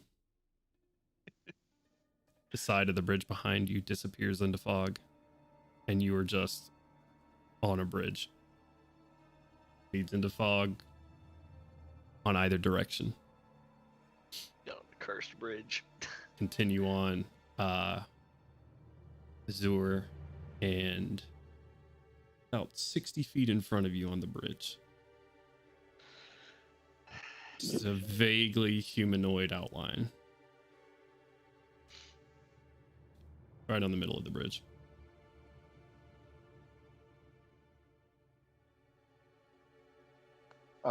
Do we have telepathic bond going on right now, I assume? Yeah, I would assume. I will throw that out in the group chat. Like, oh! Huh. Cannot tell. It just seems to be a vaguely humanoid. Does it look Maybe like person. elf height? Does it look elf height? Look at Dario, look at the figure in the distance, kind of See Dario. compare them like. Dario's like trying to do the math as That's well. you got the, you like look at Dario. Imagining him doing this. Like, yeah, it's about the NBA height. Looks like average height. Can't really tell. Doesn't seem to be too terribly tall. Maybe not as tall as Dario. I'll say over the bond, well, the bright side is that if we have to fight this individual, if they're actually there, and we can just throw them off the bridge, if they fall, they'll die. If they don't fall, they'll fly. And if they fly, they might go to Mabar. So I feel like that's probably the plan. Problem solve themselves. All right. You just let Gorham run up there and fucking throw that person right off the edge. You just toss him out like trash. It's fucked up. Keep on going then. So we just approach this fucking random figure. Oh god. Azor, you get about 30 feet away and you notice that this figure does not move with the sway of the bridge. Oh fuck. And you can see the other side of the bridge through this person. Bridge ghost. Ah. Would appear to be a spectral figure. I can see it right. Awesome. Does he seem to notice you? I cannot tell. Also, he's not swaying with the bridge, so that's weird. Yeah. I mean, I guess let's just keep going, and eventually, Here we you go. know, he'll say something. Maybe. So, DM, when you say he's not swaying with the bridge, do you mean that he's just floating and their bridge is moving underneath him, or he's just like doing this and it's not affecting him whatsoever? He is standing still as the bridge moves, and Okay. he is not moving with it. Gotcha. Or this creature is not moving with it. Gotcha. Spooky. Gosh, he could be ready to like send his ass like on his way, maybe. Send the backing. I'm ready. Clap his hands, Keep start setting on ablaze. walking, I guess. Excuse me, sir. Excuse me. He's like going like you're in a crowded movie theater trying to go down the aisle. Like, excuse me, no, It's spooky, sorry. goddammit, be scared!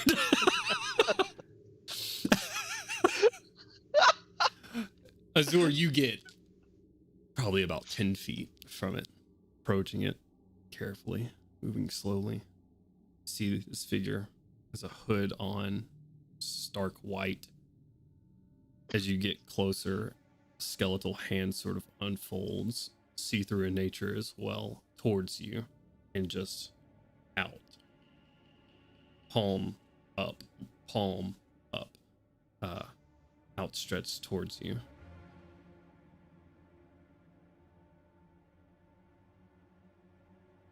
I guess this guy wants to play us. He wants us to pay some kind of toll. Azor being the closest and right here. You know the answer to the question. You're not exactly sure how, but yeah. He wants a toll.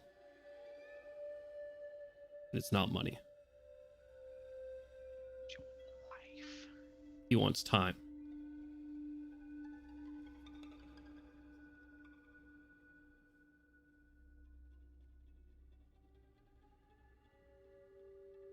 Oh. Oh. Oh. Someone make a noise. Ah! Thanks.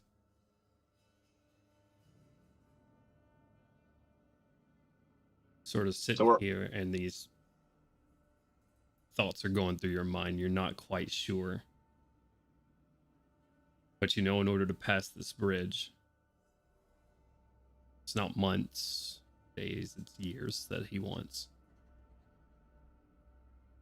Is it just Azur who is kind of getting this, like, understanding? Being this close. Okay. But we're all like stopped in front of it while this exchange happens? Correct. This is just over a couple of seconds.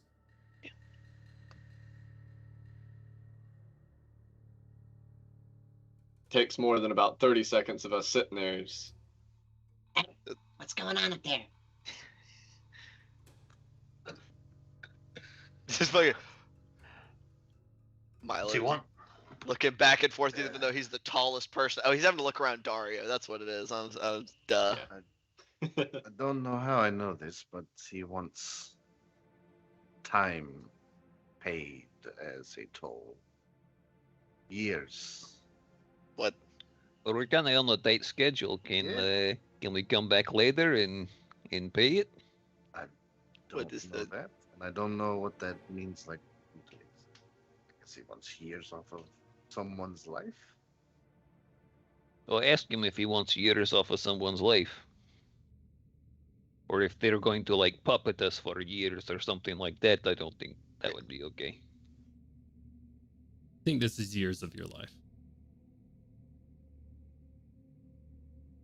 How many does he want? There's no answer.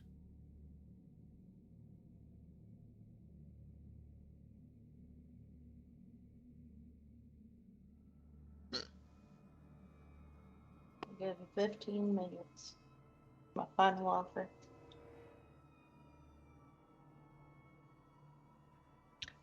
Does this ghost have like any discerning features whatsoever? There's a hood hanging far over his face and head, so none of that is visible. The only thing that's really visible, other than these like tattered robes that are blowing in the wind, is a skeletal hand that's outstretched. A skeleton, like no like symbolism of any kind, or like holy symbols or anything like that. Nope.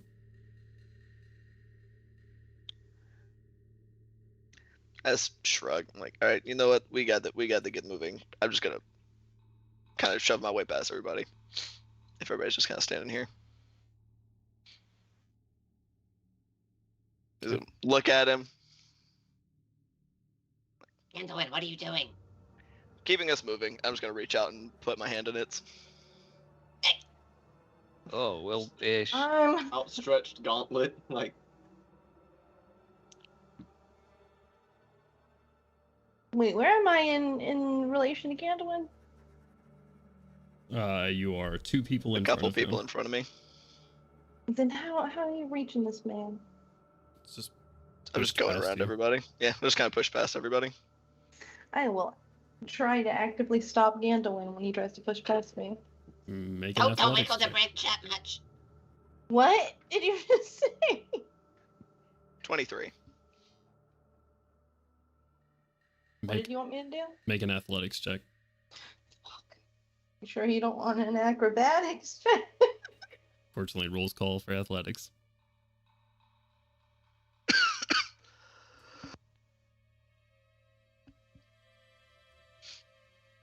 Okay, Gandalf, go ahead. I rolled an 11. I just as she kind of reaches out to kind of grab me, I just kind of side slip and just, it's fine. Don't worry about it. Do I still That's it. touch him? Do what? Do I still touch him as he walks by? I think I'd have to touch everybody, at least like brushing past everybody. I don't know how narrow this bridge is.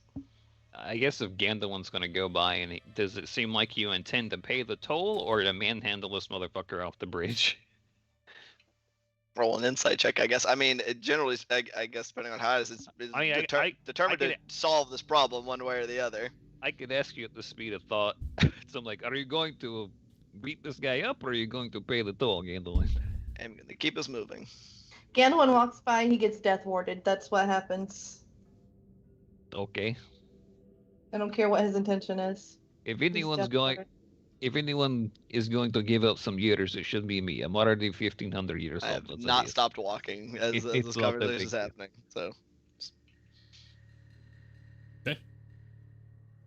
I mean, I can't really stop Gandalf, so it's just a matter of people shifting around on the bridge. There will never be another point in time when Kasha can help it that Gandalf is not death warded. Going into some kind of scrap. So Gandalf, hold out your hand. As you do, it's mostly just you go right through them, pass to the other side, completely unfazed. feel any different? Ghost disappears from in front of everyone else. Gandalf turns around. You are 16 years older than you were. Well, My Friend knees Yeah. hurt. Gandalf. My knees getting hurt now. Not You sure look- why. you look more distinguished. He put the decade on you easy. Wait, how old was Gandalf? 22. Oh, it's a decade and a half. Yeah, because you said 16 years, right? Correct.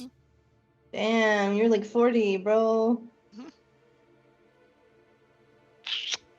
Man, Don't got like that salt and that. pepper out of nowhere. Just by a boom. All right, well, that was ill-advised. Why didn't we send Dario through? We don't have time to sit around. Come on. Okay. Okay. I guess. It's done, so there's no reason to worry about it now. Let's just keep going. You guys march forth. Forced along, the bridge sways, but eventually Inn comes in sight to the other side. You guys march and march throughout the day. Whoa, wait, what's that bridge made out of? The ends, the end caps were ivories, the planks themselves were wood. Again, to be real with you guys, I kinda wanna just chop this fucking bridge down. Don't think anyone traveling through there should have to give up their life. I mean, where is that guy gonna go? He wasn't even moving with the bridge. Any thoughts? I don't know. Okay, I'll come back and do it later, maybe. Not going to try and aggro some sort of weird life-stealing mega undead on us because we chopped this bridge down. No one should be out here anyway. Fuck. Let's just go. Milo's still just looking at Gandalf and kind of shocked. Someone make a noise. Oh! Bits of white through Gandalf's hair, crow's feet at the edges of his eyes now. Some deeper set wrinkles across his forehead. But you guys march, nonetheless. Slowly descending. A couple of hours of gloom light fade into darkness once more. And with solid survival check eventually, comes into view. Torches. You're above it by a couple 100 feet. See it in the distance. I say a couple 100, probably closer to 1,000 feet when you first see the light. Sort of set in a not a caldera, but like just an indentation into the wall, built in a fortress with oceanfront access here. Massive building with the backside set into the mountain that you guys are walking down. You made it. That's where we're going to go on break. Woo! Hell yeah. All right. Thank you guys for joining us. Thank you guys for playing. We'll be right back. We're going to take a quick bio. Don't go anywhere. Much love. Bye. Hello, everyone. We're back. It's us, Hard Knock Dice. Most of the same people that you were just watching a few moments ago. We're going to continue our Across Eberron campaign, where our group here had just finished a night in a magnificent mansion. Much needed respite from this terrible, horrible island that they have been on Farlnin, a manifest on to Maybar. So, they started their day off traveling and was pretty much uneventful until they got to a large chasm with an ominous bridge. They found a ghostly figure on the center of this bridge. Somehow knew that it wanted years of their life. Ganwin got frustrated with the party and dawdling on this bridge for so long and just passed through him, giving up 16 years of his life. Ganwin now a 38-year-old man. However, seemed to sate whatever this ghost was looking for, or whatever this entity was. As it disappeared, party continued on, marched, and at the end of this day, near the end of this day, saw the gentle torchlights of a fortress in the distance, nestled into the mountain itself. Its back built into the mountains to make any attacks come from either the front or the top. A tactical position for sure. If you guys look down at this, you can't see much detail from here, but it's there. You can see it. What would you like to do? All right. So I guess now we go for our scouting expedition. How close do we want to have everybody get?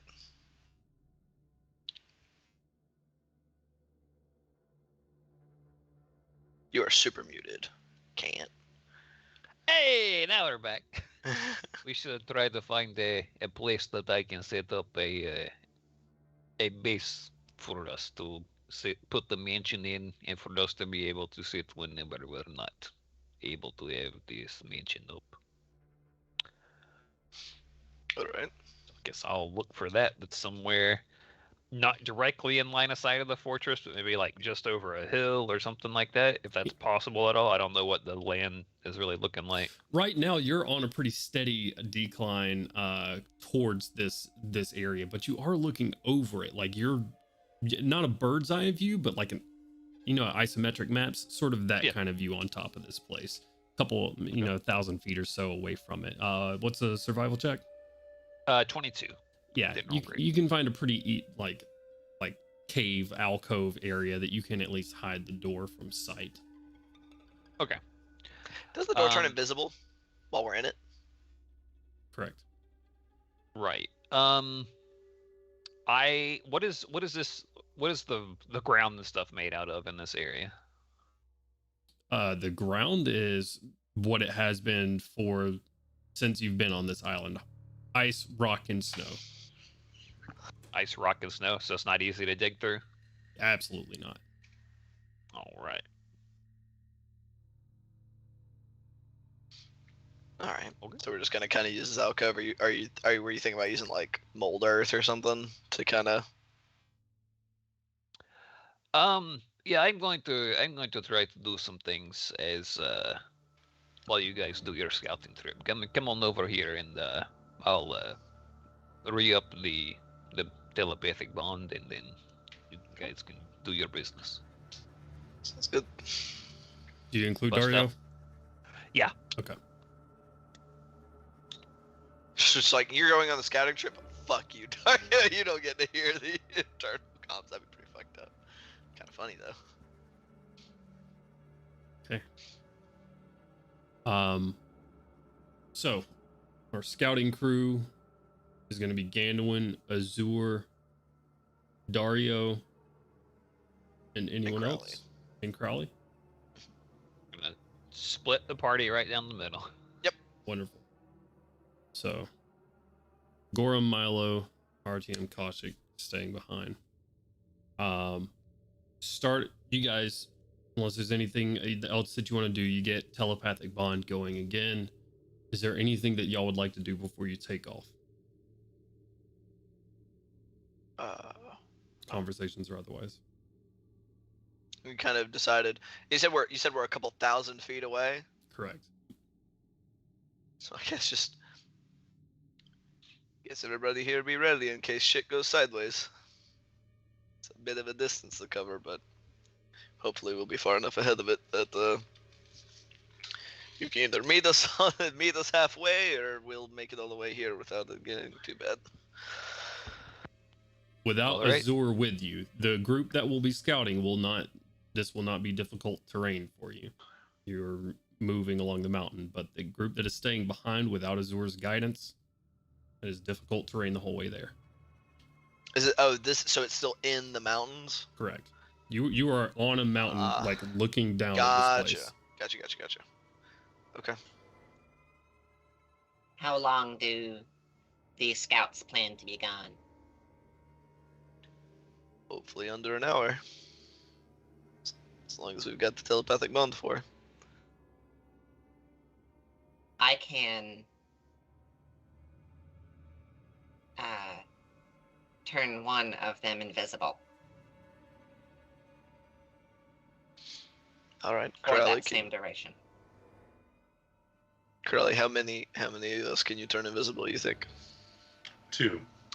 2? Oh wait, is it full dark at this juncture, Dungeon Master? Correct. Okay, so out in full darkness, away from like Artyom's light and stuff, I can be invisible. Okay. Artyom Effectively. hadn't had his light out for that one brief time in the cave with the Gotcha. Yetis at all. I've been casting dark vision on myself twice a day. Oh wait, they're both concentration spells. So 1 What is? invisibility. If you upcast invisibility, doesn't it hit multiple people? Think so. Yeah, should be. Yeah. So if you target an additional creature for each slot above, so I could get everyone then. 3 of us who are not invisible. Yeah. What level slot would that cost you? That'd be a big one. If you So wanted it to hit starts, 4 of us, or if you yeah, wanted. so starts at 2nd, so 2, 3, 5th level. Gotcha. It'd be a 5th. I'm effectively invisible in the dark. Also depends on how invisible Dario is in the dark. I'd imagine Right. pretty invisible. He is this is for- stealthy, but he is not Yeah. invisible. Yeah, I think my original intention with the idea of the invisibility was that a sensor wouldn't be able to see us if it got cast. So like if Scry got cast on one of us, it would just look at the area we were in but wouldn't see us there. He'd be like, "Man, stupid spell, it's bugged out again. It's showing me my own house. This is stupid." Yeah, I derped. I was looking at greater invisibility for some reason. I was like, "Whoa." Gotcha. But anyway, no. To ease the Crowley. burden on Crowley, I could cover down on one of you. So that doesn't mean you would just have to get 2, Crowley. It's fine. I have the slots. I can do it. Make sure that Azor casts a spell before you do the invisibility, so their magics don't get intertwined. Indeed. Right. I wait on your word. So. Okay. Waiting for kind of the 2 different casts of invisibility and pass without a trace all to happen just at the same time. Assuming Azur is wanting to cast pass without a trace. It's 1 cast. Crowley said he didn't want Milo's help. I didn't say it like that. How dare you? So Yeah, you just casting a those are 4th level invisibility to get the 3 of you. Yeah. Okay. I have 3-4 level slots. It's okay. Gotcha. And what was that? Was there... Yeah, I will be passing without a tracing us. Pass without a Fantastic. trace's duration is how long? Also 1 hour. 1 hour. Okay. Awesome. All these things that we were doing are kicking off with giving us an hour before we would have to recast. Okay. Yeah. Crowley's gonna look at Azure and just wait. And as soon as he starts casting, Crowley's gonna start. Gotcha. All right. So +10 with advantage on stealth. Don't fuck it up, boys. Crowley claps his hands and spirits begin to rise from the earth and just cover everyone. Man, I hope everybody could somehow stay relatively close together. That we can't see each other at all. That's what the telepathic link's for. I guess. It's a good point, because it's kind of what we were talking about. Azur's party can't be slow, like the party members can't be slowed down because he's showing you a path through the mountains. He can be until we get while we're getting down closer, he could be doing some verbal, I guess, to kind of give us directions. Okay. I don't know. All right. Alternatively, we could have just sliced up a couple pieces of rope so that everybody's kind of holding on to an end of one, and then once we don't get that easily pocket it or whatever.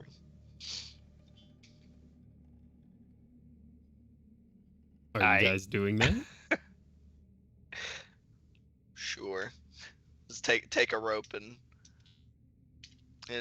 kind of make a really not tying it around each of us, because that would be bad if we got stuck together. Right. But it's kind of a length of rope that everybody's kind of holding on to for our approach at least, and we'll stow it and then reuse it to make sure we can get back invisible as well. Yeah, absolutely. So, you guys take off down the mountain, stealthing away. At home, party at home. What are you guys doing? I am trying to diggy hole. Okay. As you diggy hole, you guys have a conversation real quick. I'll be right back. Okay. So, Kaushik, Dario's kind of a killer, right? I'm aware. Nice. Forward. Okay. Just seems like he's, been kind of putting the moves on you a little bit.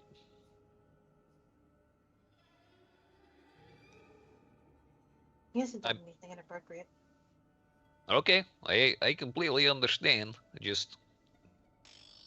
I don't want you to,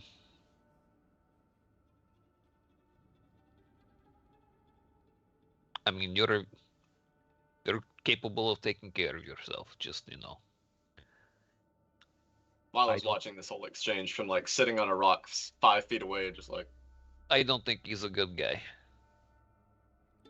That's all I'm going to say. I think you can do better.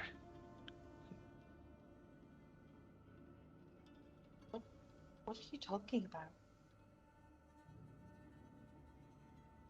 I don't know. It just seems like Dario might been interested in you and that kind of thing.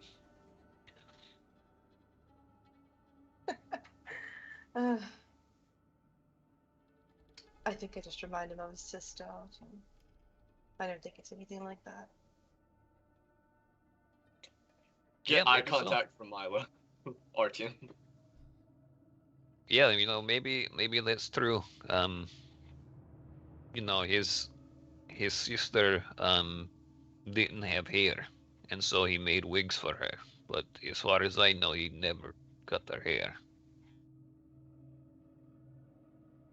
That's all I'm saying. It's a pretty intimate thing. It's like getting a foot massage. I don't know. Whenever I got my hair cut, it was just kind of a haircut. I was there for that conversation, right? Or was I there for that conversation about him styling her wigs and stuff? No, that was me and him having a conversation in his room. Oh, okay, got you, okay.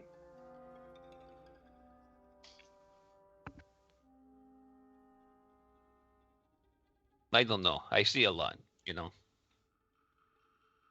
So I could be seeing too much, but yeah, I think you can do better if either of you were interested in such a thing. Kashik's just gonna keep laughing to herself and then, all right, okay. Thank you for your Right, concern. because I mean, I don't want you to be upset with me if we end up having to smite your boyfriend or something. I really hope it doesn't come to infighting. We don't really have that many allies.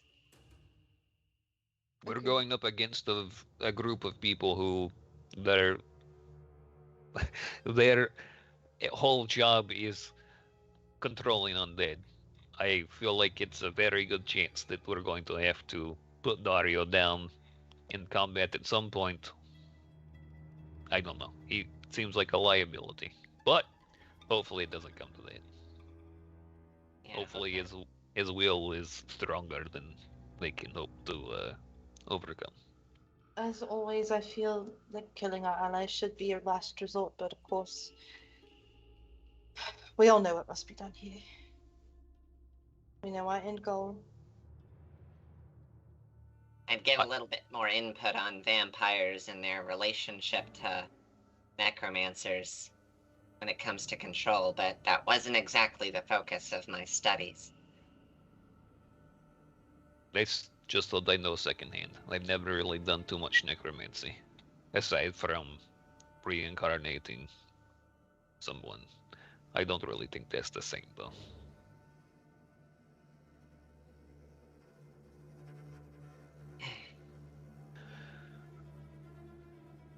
I'm not saying that we're going to probably definitely have to fight with him, but even if we don't fight with him, I mean, he's kind of murdered some people right in front of us. Not that we've never killed anyone, but I mean, he's also a pirate.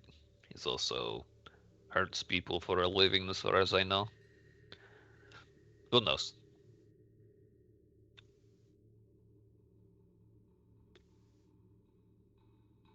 Anyway, so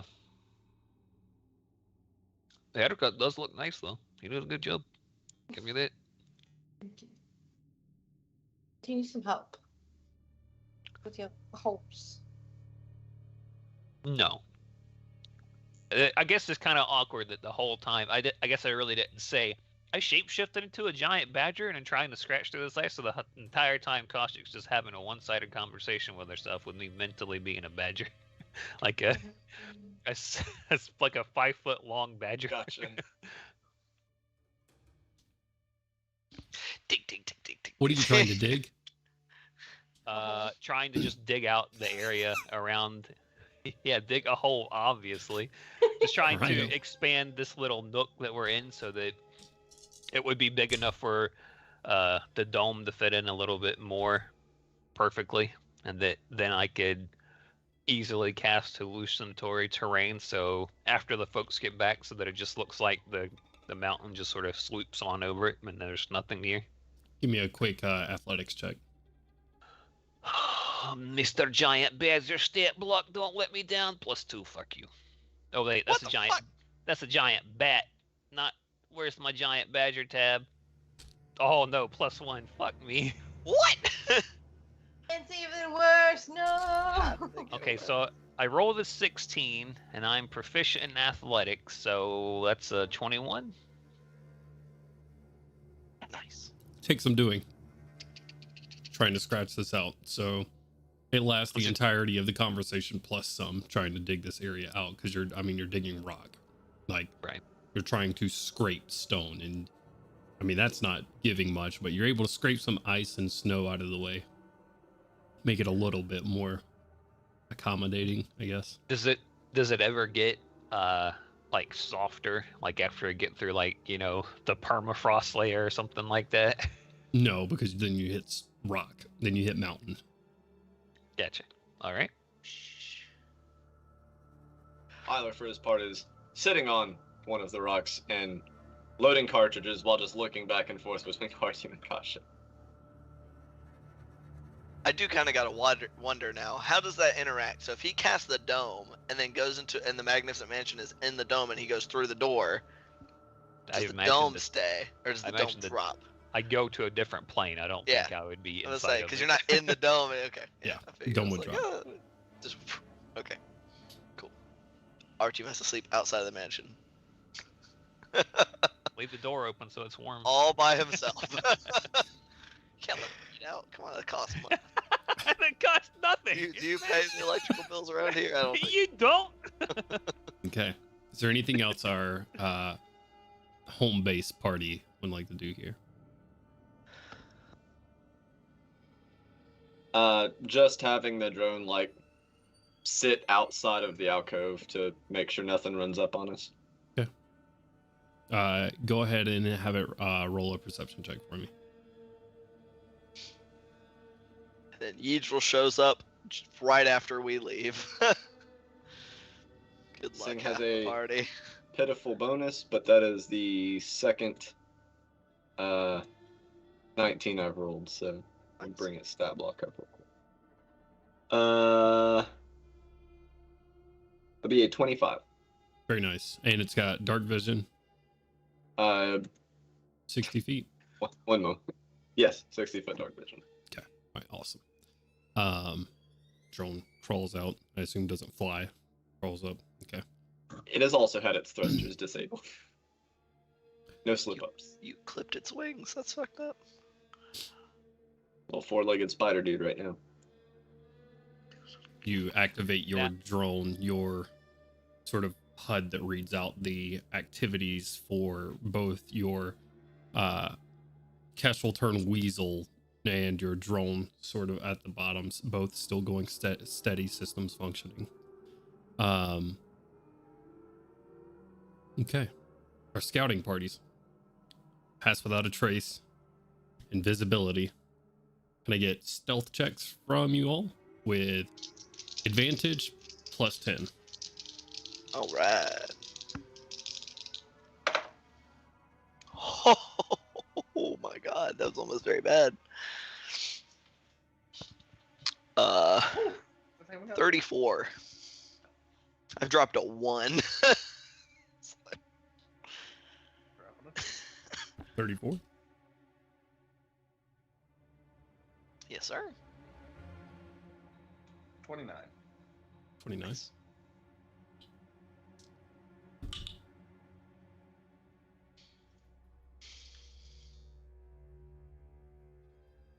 Come on, Dario.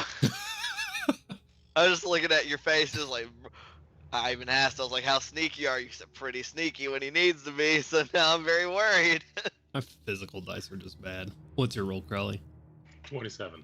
27. Okay. Let's go. I rolled low. Dario also didn't roll very well, but with the bonuses, it puts him to a 25. So Okay. you guys are Oof, doing worst roll in the okay. group. Yeah. Looking kind of diff. You guys sneaking, following the rope as, you know, Azur takes a left here, and you feel that Azur going slow enough to stealth doesn't cause you guys any major problems. As you sneak down closer and closer, and it starts the walls, the linings of the walls start to come into view. The torches sort of ensconces on these walls. A gate starts to form, maybe 30 feet tall, of iron gate going from the mountainside itself and wrapping around towards the front. Can I get perception checks from all of you?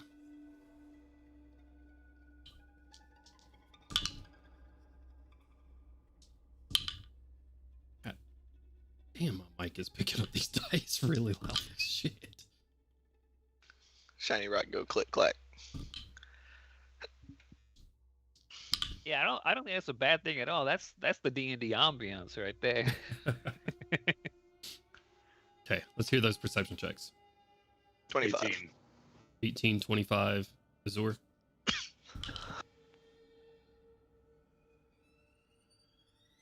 21. 21.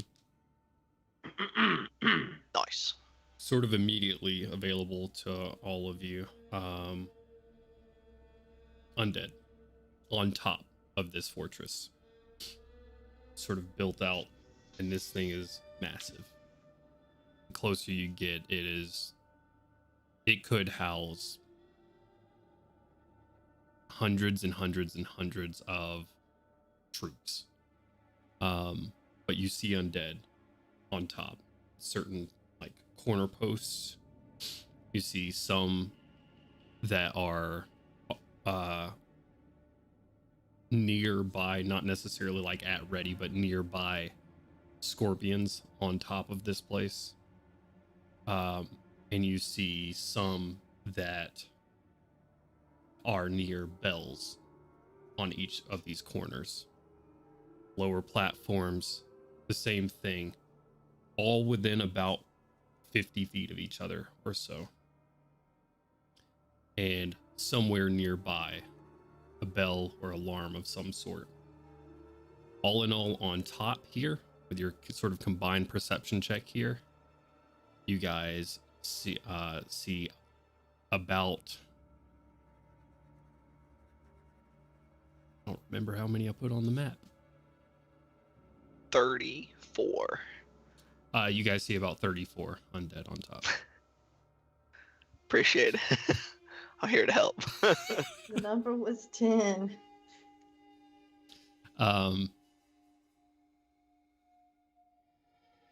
You guys, as you're sort of sitting here watching, these undead are stationary. Other than a general like sweeping motion of their upper torso, slow and like just sort of deliberate, they are unmoving. Below, sort of on the ground, the foregrounds of this fortress, you guys see two large figures made of like dark gray metal, hunched over, massive. You guess from this distance, maybe 20 feet tall or so, made of metal with spikes coming out of their back. Sentinels sitting completely still in the foreground. You said there's two of these guys There are two of that them are like that are in this immediate immediately vicinity. correct. Okay. Do the undead that are atop the walls, do they look like armored undead, or do these look like the citizens of Port Cairn?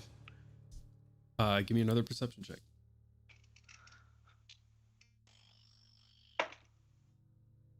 Same thing, 25. 25, you look at them, they you spot a couple of the armored undead. Other than that, where these others come from, you're not exactly sure. But they don't look like they look. But, okay, sorry, I cut you off. No, you're right. Nothing looks fresh. A quick question: Does this giant spiky thing, just for a mental reference, and it reminded me of something? Does it look like something that might collect bodies, perchance? Something like that, yeah. Okay, cool. Are there corpses on its spikes at this time, or no? Doesn't look to be. I'll keep that out of mind then. Oh boy. Okay, but most of them don't look armored. They just look like rando dead people. Okay, Yeah. so all right, and this gate is shut currently. Yeah, the gate is on the far side of you towards the ocean, actually, like facing an open sea. And that's when you hear Dario say, just through the mental link, we gave them 2 ships and they're not here.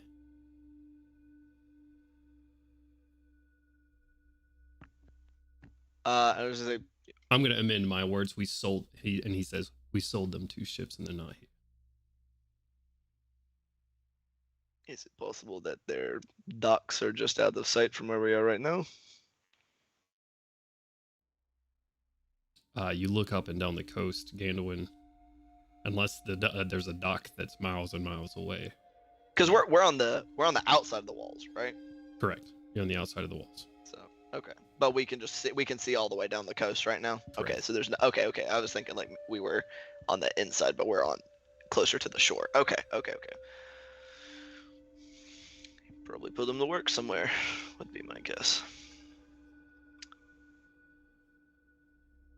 Probably using them to move undead.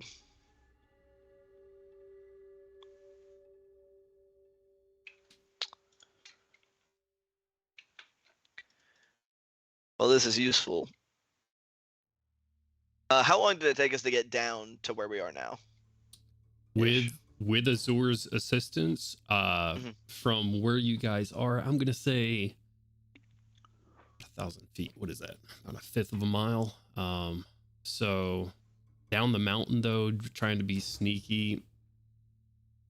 15 minutes maybe. 15. Okay. I was just trying to get a gauge of how much longer we had telepathic bond. We got to get a look at the inside. Unfortunately, agree. We also have to make sure that Yidril is actually here. If possible, yeah. How tall are these walls, DM? Well, it depends. The sort of mountain that this is built into is probably about an 80-foot drop to the top of the roof. The fences that start off are about 30 feet tall on either side. But if you approach from the mountainside where y'all are kind of catty-corner to right now, you don't have to worry about the fences. So it's kind of where you want to approach from. So we could just avoid this wall entirely and still get into the compound? You can avoid the wall entirely. Okay, so it doesn't seem to like wrap around. It just seems to kind of go in, and then there's it is built into the sides of the mountain. So we would have to like climb the side of the mountain. Is that well? what I'm understanding? That's where you guys are, like observing down onto this place. It'll be quite a drop on sort of like on top of it, but it's a drop. You can make it. So okay. So we're still looking at this from up above it. Okay, Correct. That makes more sense. Yes. All right. That's how you're getting like such a wide view of what's going around. Gotcha. That makes sense. Can we see, so from up above? Can we see into the compound at all, or is that still too far this past? is like a large manor with like. Oh, it's a. off, Okay. Yes. Okay. Like fortress. There are towers on it. You can see doors on top that lead down further into it, but other than that, you can't see actually into the fortress proper. And so we're about 80 foot up.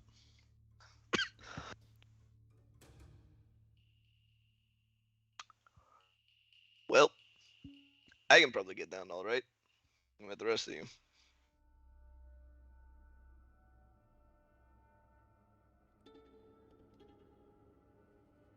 It's not encouraging.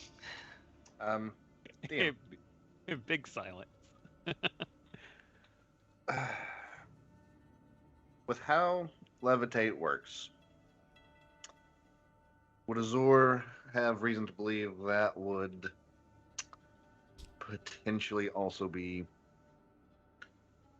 sent to Madar? How does falling function with this mechanic? If I just fall know really far? how levitate works with like just moving down. I know One you can move creature up in and this down, but yeah. rises weird. vertically up to 20 feet and remains suspended for the duration. I thought about using it with a rope before to just pull myself up easier. Yeah, I guess so. That is concentration and it lasts for 10 minutes, but if you sort of jump and cast it, you know, Shit. who knows what might happen. You lose your pass without a trace to do it. Then. Correct. You lose your pass without a trace and you lose your invisibility. He wouldn't lose his invisibility. Yes, well, he's casting a spell. He would lose his invisibility. Ooh, yeah, he would lose his invisibility. That's right. Because I was like, oh, Crowley's maintaining concentration on that, so it would drop his invisibility. If you attack or cast a spell, you lose your invisibility. Fuck. What's the closest undead to where we would be dropping down onto?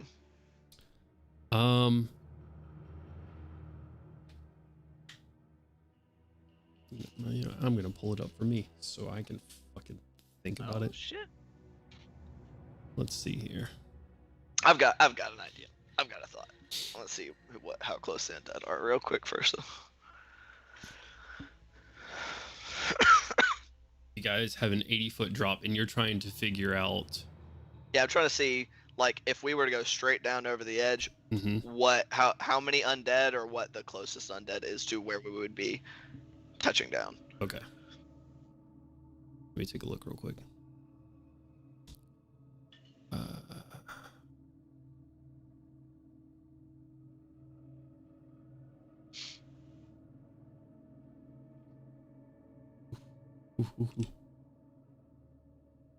Big ass fucking map. Essentially, if you were to drop sort of on this outer wall, there are undead immediately there. So we'd be like landing in their laps. Some of them, yes. You see three of them on the lower wall. You have 2 towers, like raised platforms on either side, with 4 undead on them each, next to bells. The 3 on the lower platforms are about, like I said, about 45 feet to 40 feet away from each other. So the ones on the lower platform are not next to bells. The ones on the higher raised ones are. All right. It also may behoove us. I mean, I'm not sure how intelligent the undead he's creating are. If we could sabotage some of these bells, maybe while we're here, might do us good in the future. DM, is there anything that a rope could be tied to up here? Realistically speaking. Give me a survival check. You got it, boss. Just keep this open. 12. 12? You look around. Yeah, you see a couple of rocks that might hold your weight. Hold my weight. What about hold these other 3's weight? Yeah, I mean, none of you guys are. Azur is super big probably the dudes. heaviest, just being like the tallest, like most muscular Right. out of the 3, but Right. Alright, so here's what I'm thinking. Rope, the 3 of you go down as quietly as fucking possible to hopefully not right on top of some undead. I'll untie the rope, I'll follow you down.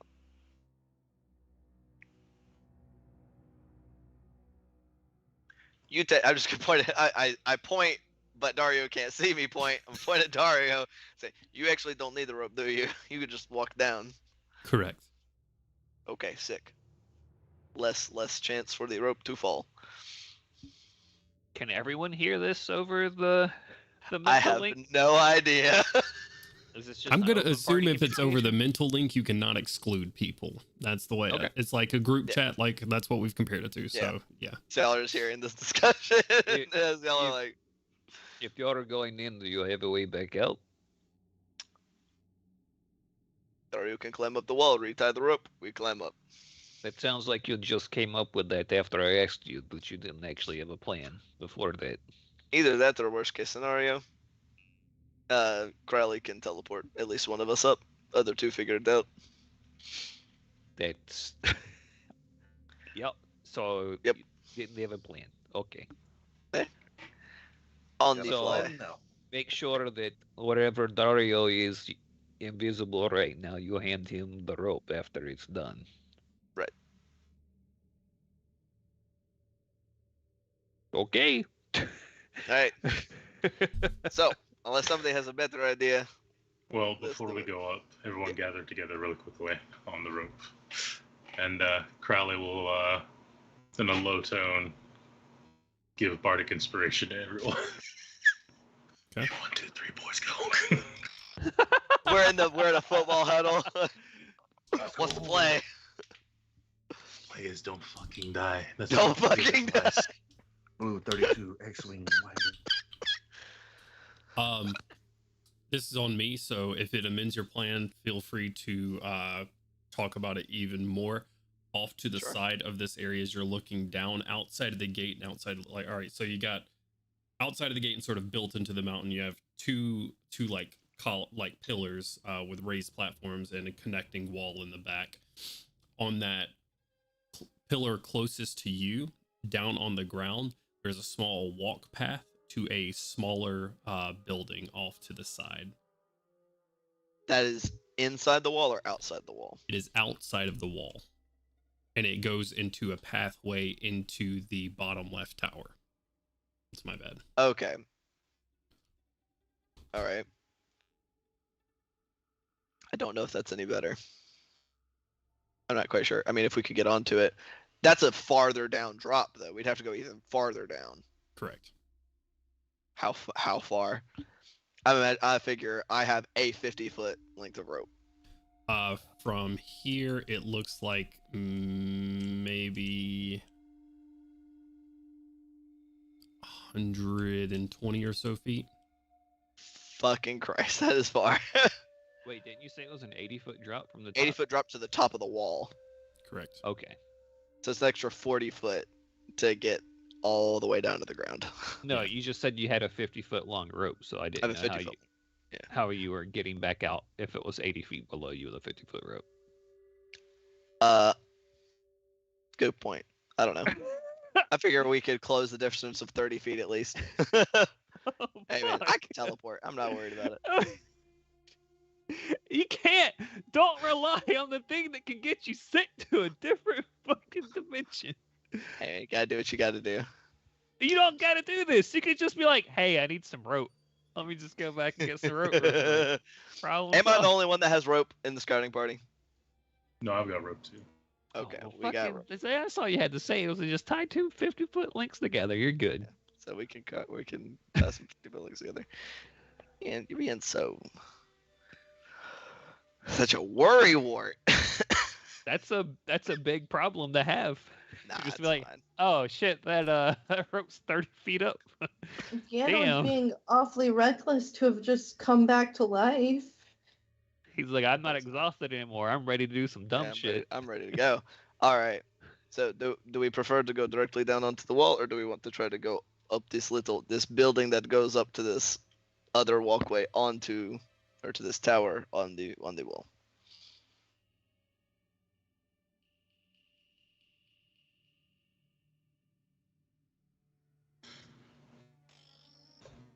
Don't know. I think.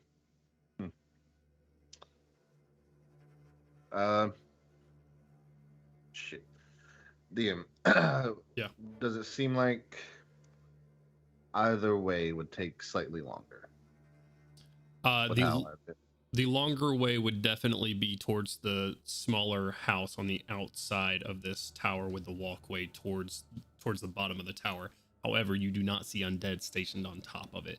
It will definitely take longer, and it's a longer drop down, but you don't see undead immediately outside of it. There are undead looking above and around it, but not Right. immediately in the area.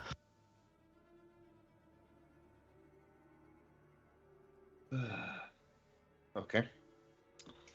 Well, one way will take longer, but possibly be safer. As doesn't seem to be as many undead around there. I don't know. What do you think, gentlemen? By how much longer? What could I estimate?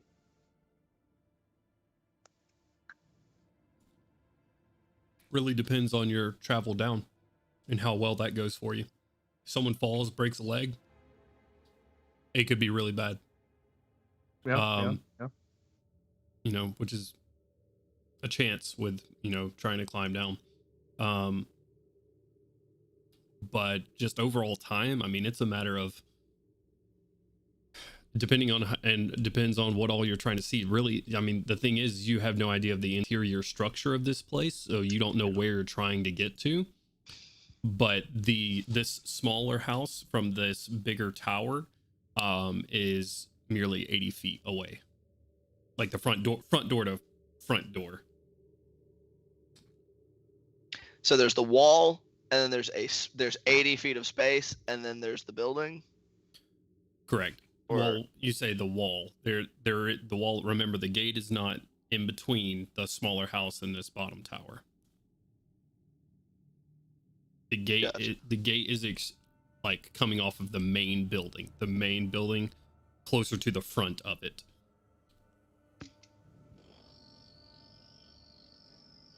Okay, I think.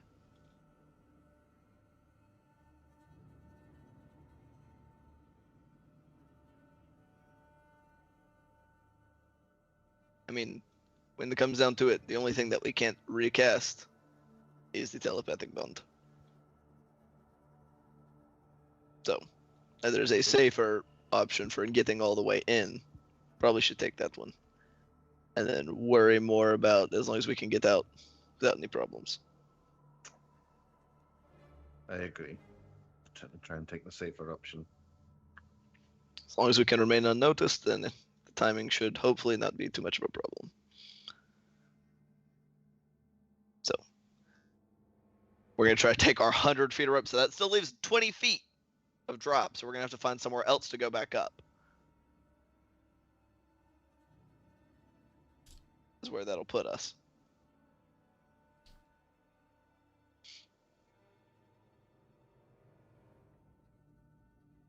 Okay. So we're going to take the 100 feet of rope. And Dario tie had it. 30 feet of rope. Do it. Yeah, we need 20. I was going to ask, how long on the hour has it been since invisibility was cast? It's been 15-minute walk down here. You guys have talked for another 20. So you are currently 35 minutes in. Okay. It's important you know, Gandalin, that the invisibility on our way out, it'll have to be cast individually.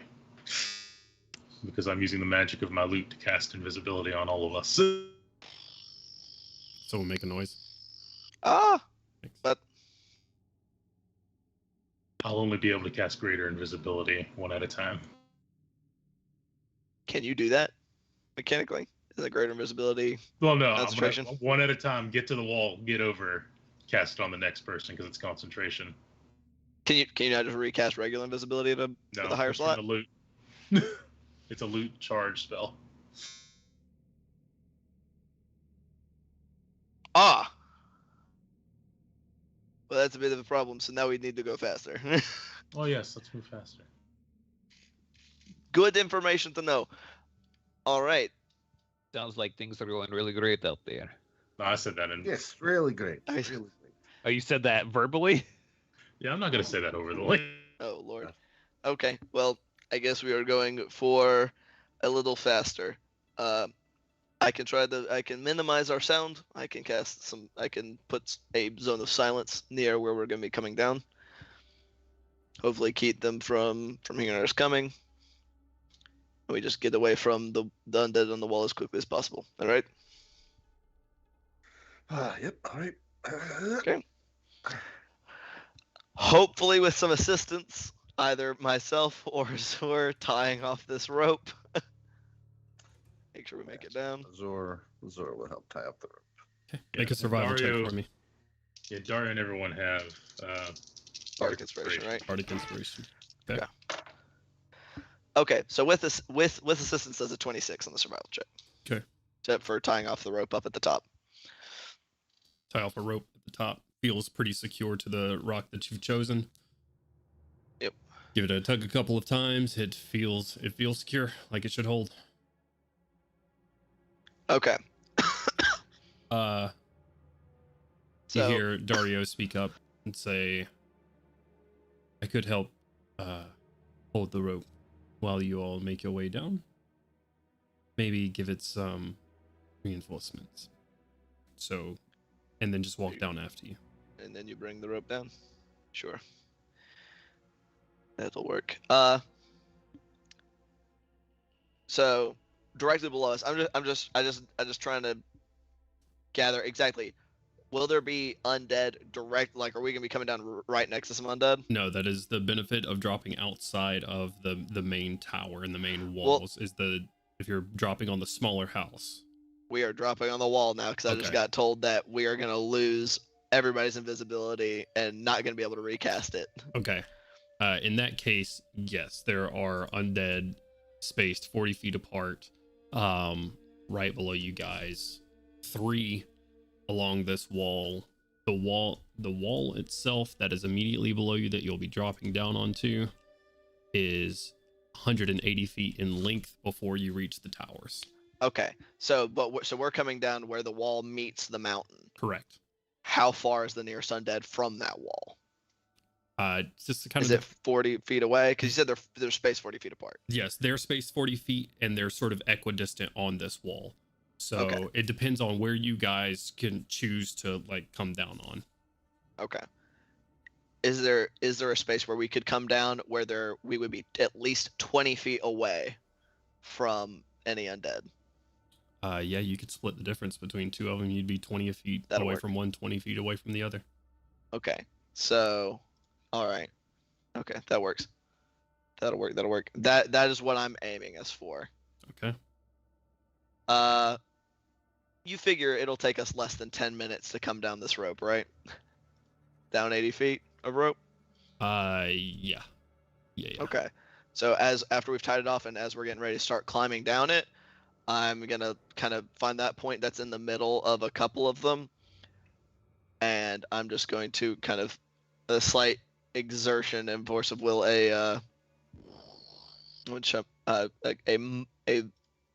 just almost inaudible uttering of some Delkir, and just a ripple in the air will go, and I'm going to cast silence centered in between those 2 undeads that will come down into it. Okay. So that any mishaps or fall or anything will happen into complete silence. Okay.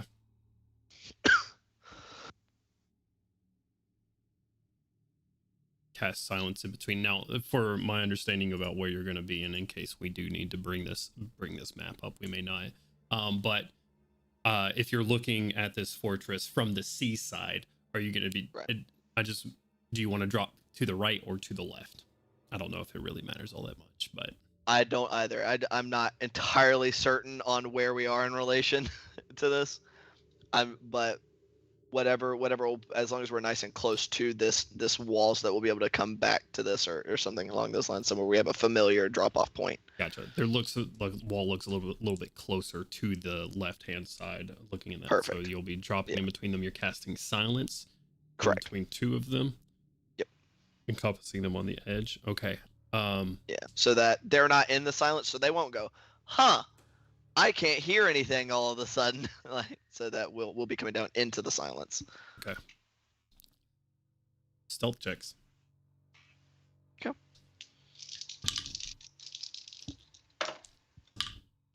Still at advantage for being invisible? Question mark. Correct. And still with pass out of trace, correct? So that's going to be a 43. With a nice natural 20 there for advantage. Nice old 31. 31. I heard dirty one. Ah, it's a dirty one, bro. The dirty one. I was very confused. No, it's 31. Oh yeah. I'll be good old 38. 38. Our checks just got better. This is perfect. Good job. You cast the spell silence right in between them. You start crawling, but when you cast the spell, you have to mutter the words. Mhm. Some eyes from one of the undead just and start looking around. Doesn't seem to be activating anything, but it's definitely God damn. looking for something. They got some good ears. All right. Guys, inch your way down. Can I get a round of athletics checks from everybody? Oh boy. I'm glad we're descending and not ascending.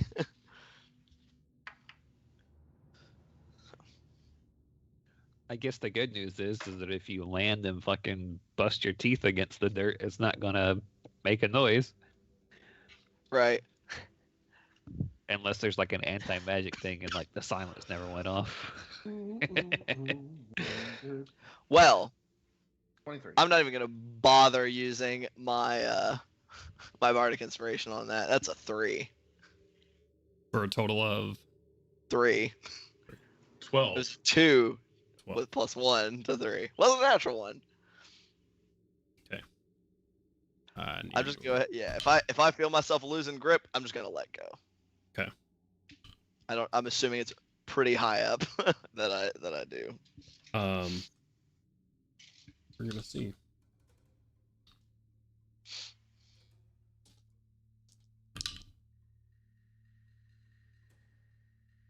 It goes without saying Man I will be Dandelion. as That's it goes without saying I'll be using my reaction to slow fall. Okay. How much Try fall damage can you mitigate with that? 40. 40 feet of falling. 40 damage. 40 damage. Okay, let's roll. Let's see. I will double check that just in case I'm misremembering because I had to use it in a little bit.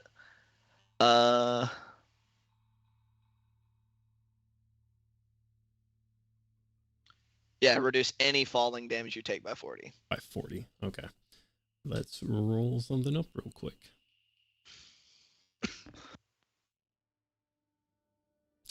And what I'm rolling up is your new character. Slay. Woo! God damn. That's fucking The No. cool. walls are living undead. They I was about just to reach say, up and spear you. fall and just onto a suck you spike. He's still death warded, so He's alive inside of a writhing undead wall flesh mass. oh, That would be God. unfortunate. The rest of you holding on, making your way down. Ganowin, you go, your hands just tired, cold, and you start slipping and trying to grab and like rope burn along your hands, and you just start free falling for a second. Yeah, I just try as best I can to kick myself, like push off of the wall so I don't land on someone's head, You're like any of my companions.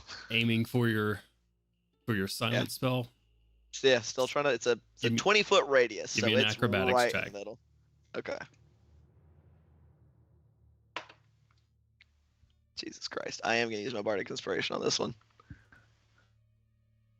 This is what I get for rolling the natural 20 on the stealth check, I assume. So with a 6 on the bardic inspiration, that's a 17. 17. Okay. I thought you were about to say 7, and I was like, what? That's 2 back-to-back 2s on my d20. Start grabbing out. You like kick away from the wall, but find a place in the wall to like drag your hand to slow your fall somehow along with the rope, and also try to aim yourself towards your silent spell. The rock and eyes just sort of tear flesh from your fingers as you're trying to like just keep this fall into where you're aiming for it. Flat on your back, prone, but no damage because monks. Woo! Mitigating 23 points of bludgeoning damage as you fall prone. There are 2 skeletons 20 feet either side of you. Both of them are now looking up and around, not hearing anything impacting beside them, but hearing the scrapes and rocks falling above them. Both of them are now alerted. Gotcha. Rest of you start making your way down. I'm going to need another round from those moving right now. Another round of stealth checks because of that. Oh shit! Should have gone with my original plan and just jumped. Jumped from the top. Don't forget, 28. y'all have inspiration. Oh, you say Yeah. stealth, yeah. So, Another stealth check, yes. yeah, 28. Are you wanting that from me as well, Dungeon Master?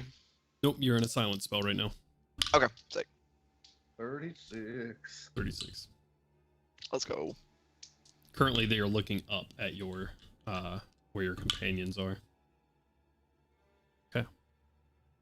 A couple on the tower off to your you're sort of flat facing the mountain, Ganwin, off to the tower, sort of don't wander away from the bell that they're near, but also seem to take notice of the rocks falling from where you were. Okay, the rest of you land in the silence spell, or you assume your friends are here. You have no way of knowing.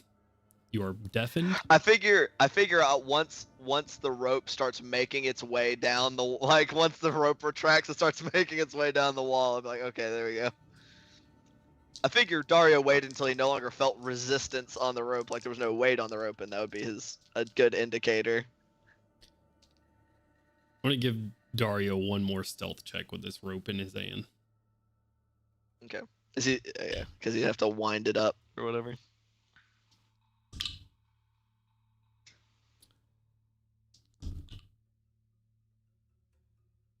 Three undead start converging onto your location. Gandalwin looking up at this rope as it makes its way down. Where's the nearest bell? You are sort of divided in between, but you are closer to the left-hand side. The closest bell is about 75 feet away from you. The undead that are currently moving towards you are the ones on this wall. So there's three. Two of them walk immediately into your silence spell. And Do they seem to react to that? not at first, until they step on you. And then I had no opportunity to move during this, to like straighten myself up or whatever. Give me an initiative check. Sure. Yeah, Plus you're going. 8. It doesn't matter. It doesn't matter what you roll.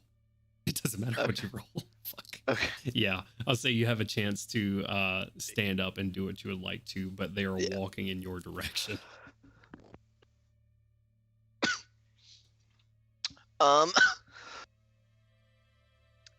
Did the undead that was by that bell 75 feet away, did it move away from the bell, or is it still at the bell? It is still at the bell, and it is still. This one is still looking up. The other ones are like looking at the top of the wall where you knocked those rocks down. These other ones are converging on your location, watching the rope come down the fucking wall.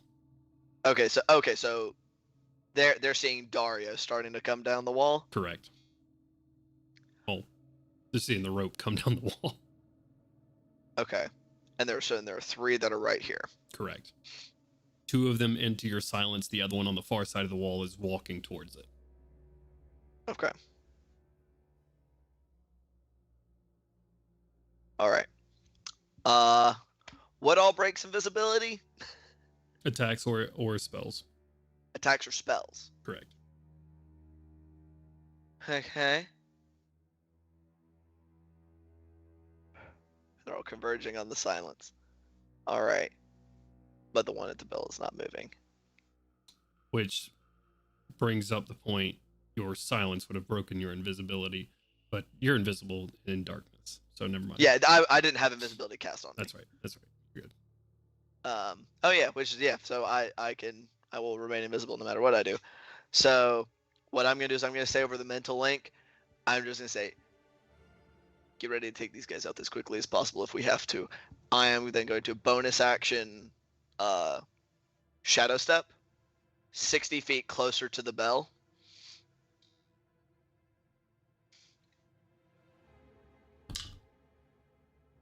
Okay. You make it there. Okay. So get down there, and as stealthily as possible, I'm gonna try to get up near to that bell, and while it's looking back towards where I just came from, I'm gonna try to remove the whatchamadour, the thing that makes the noise, that actually makes the noise when you ring it. Okay. How are you doing that? I'm just gonna try to bring out one of the kukri and just kind of slice it. I'm hoping it's rope. High, low, Gandalf. Always high, baby.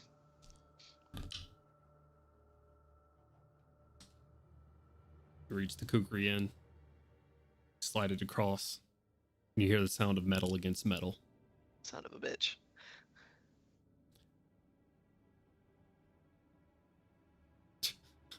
I'm not gonna roll a perception check for me. The skeleton looks at the bell right in front of it that's moving and hears the sound. Azur and Crowley, you've made it down. Dario is about 40 feet or so from being on the wall with you guys.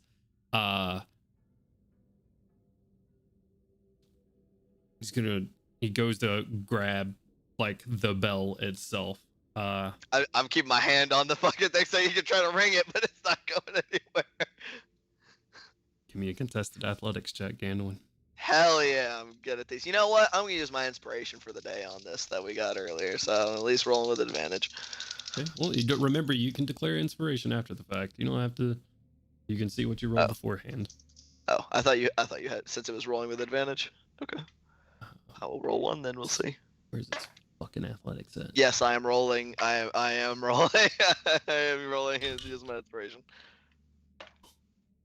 Okay. Yeah, I dropped a 2 for a 17, bringing me to an 18.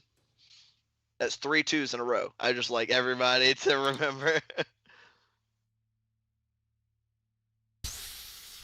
Well. Have you used your inspiration yet? I try. Yeah, I used it on my acrobatics check. Oh no, not bardic inspiration. No, that's what I just Yeah, he used. literally Was just used it, inspiration. yeah. Yeah. You That have was anything what I else just- to add to it? I have literally nothing. Got nothing else. Nothing else. Not unless you would Sure. allow me to burn key or something to like key points to improve my athletics check. I I'm gonna go silch. ahead and let you know. I rolled a natural 20. So Plus- there's plus no way. 0. So it is just a straight 20. Yeah. To make it a status quo roll, it'd be 3 key points. 3 key points to keep it even. One for each to bump it up to 20. Well, I have an 18. You have 18. 18 so total. I 2. rolled a 17 plus 1, so I have an 18. So it would be 2 key points to bring it status 2 quo. to make it status quo, but he has a hold of your hand. 3 to beat him, and doesn't have a hold of you. Let's see here. So I would be functionally grappled if I Correct. only spent 2. I'll spend 2. Okay. Spend 2 key points. You hold it still. The skeleton grabs your hand, swings it around your knuckles into hard brass into each side of the Ow. and into the each side of the bell, cold brass. Dario makes his way down. Azur and Crowley, these things are closing in on you. They are here now. And they are looking up at this. You see Gandalf sort of wrestling with a bell. What are you guys doing? No, they don't. What are you guys doing? They see us see Tommy nothing. wrestling with the air for a bell. You see a skeleton ringing the bell, but you're in silence. You don't know if it's ringing or not, and you can't see Gandalf. So you see a skeleton outside of here ringing a bell. If it makes it any better, my immediate action is going to start trying to fucking murder this thing. Let me get a quick. We're gonna do a quick round of initiative, boys. Hell yeah. Make this really fast. Okay. Oof. That could be better. I say quick. We'll see how it goes.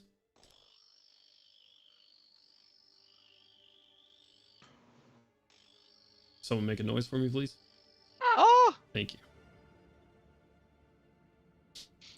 All right. Crowley and Azur, they are within melee of you now. Dario with the rope is about not a whole round has gone by, so he's still about 40 feet up.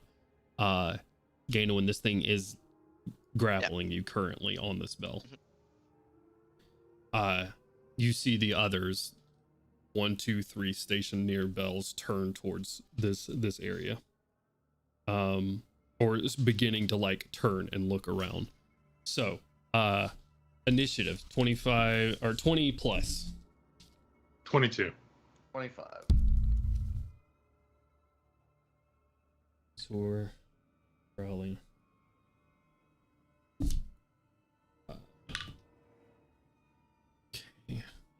20 to 15. 16. 16 for Ganwin.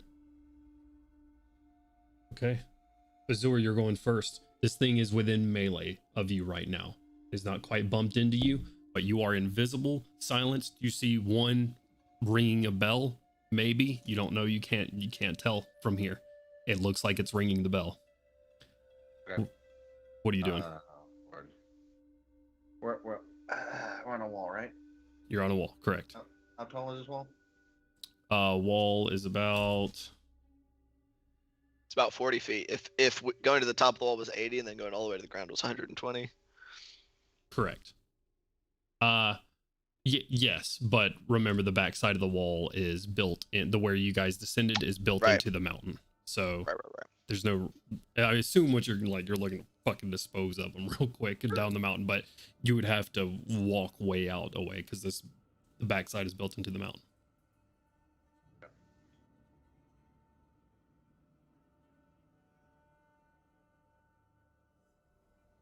What you doing?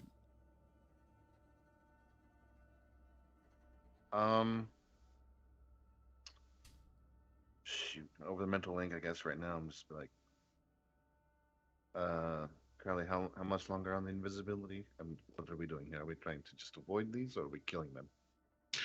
Kill them. Or...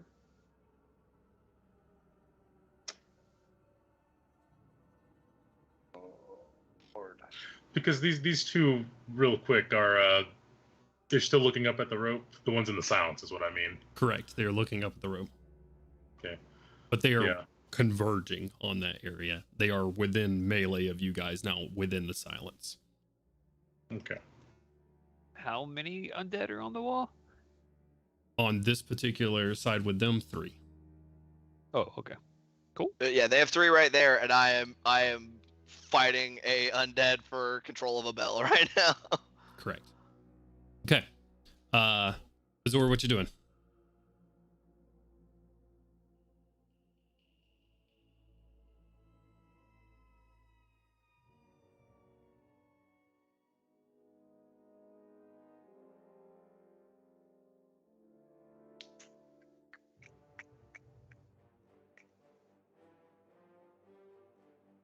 Oh. Hmm.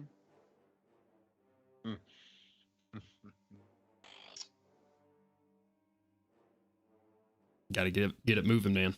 I gotta get going to next people. All right, that's what I'll do. I am just gonna go balls to the wall, and one that's approaching me, I'm gonna do Drake's Breath. 30-foot cone going Like that. down the wall. Down the wall, I guess. Okay. Yeah. That's a dex save. Make sure. Yes. Okay. What type of damage is it? Whatever I choose at the time. This is gonna be acid. Nice. Yes, melt them. There we go. If there's no there are no skeletons left, then 12, which I assume doesn't save. DC 15. Okay. Go and roll damage.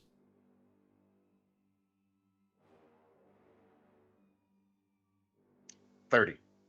30 Hell damage. yeah. Nice. You Drake's breath out onto this thing, spewing acid onto the concrete and out of the silence, just sort of deafening the gurgling that I can only imagine is happening, but hits the skeleton, dissolves the tendons and sinew that's holding it together, and it falls to the floor. Anything else for your turn?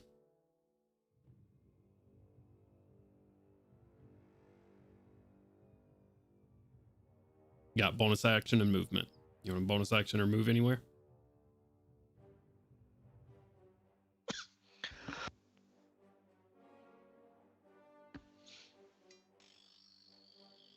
I'm going to... Shit.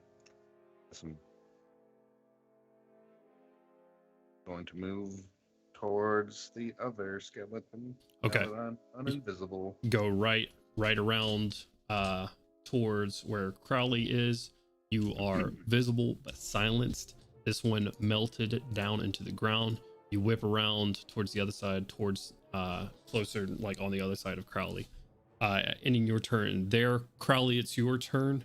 And Gandalf, when you're on deck. Crowley, what are you doing? 10-4. Crowley's going to use his Spirit Tails with a roll for a 2, which is Renowned Duelist. So I get to make, and it doesn't say anything about verbal. As long as I have my spell casting skull in my hand, I can do it. So Okay. I'm going to attack the one between me and over there, and that's a melee spell attack. So I'm going to go ahead and whip out the rapier and do that. So make a noise. Ah! Thanks. How many of the skeletons got hit by the breath weapon? One, because if he Just did it, one. Because if he did it the other way, Crowley was in it. Gotcha. Okay, fair enough. And I'm sorry, 1 second. That's a 16 plus 4, 20, dirty 20 to hit. 20 hits. Go and roll damage.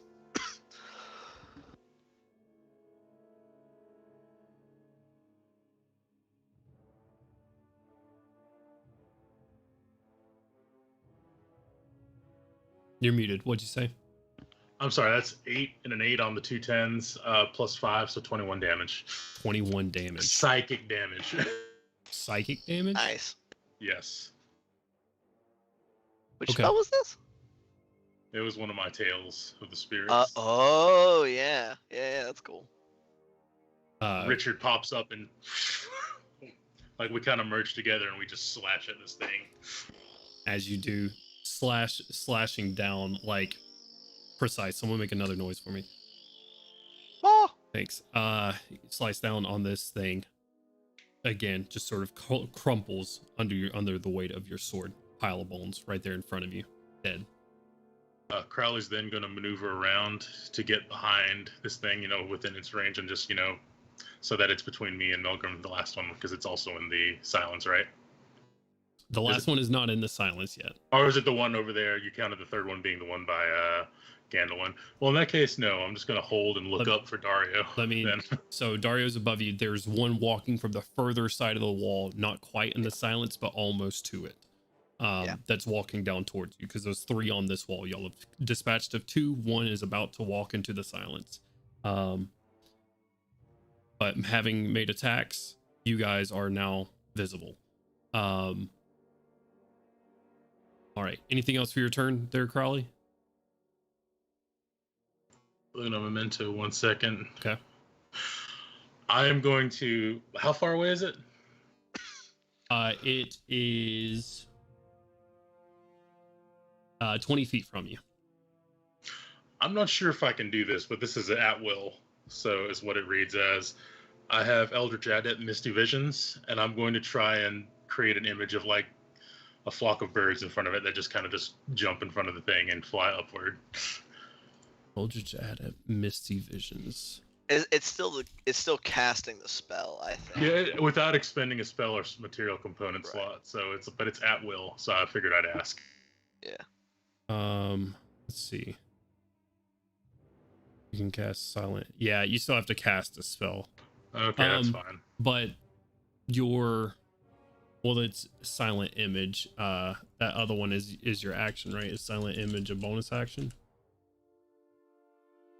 It wouldn't matter because I already used a bonus action to roll on my spirit table. Right. Okay. So All right. Yeah. Use your action. Unfortunately, not. Oh well, I'm going to.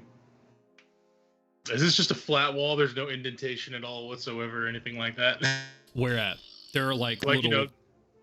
like it's a flat wall and then just like a little bulge out and then like that or anything like that for when they build multiple walls, etc. You know what I'm talking about? Not really. Anything to press up against? Okay, good.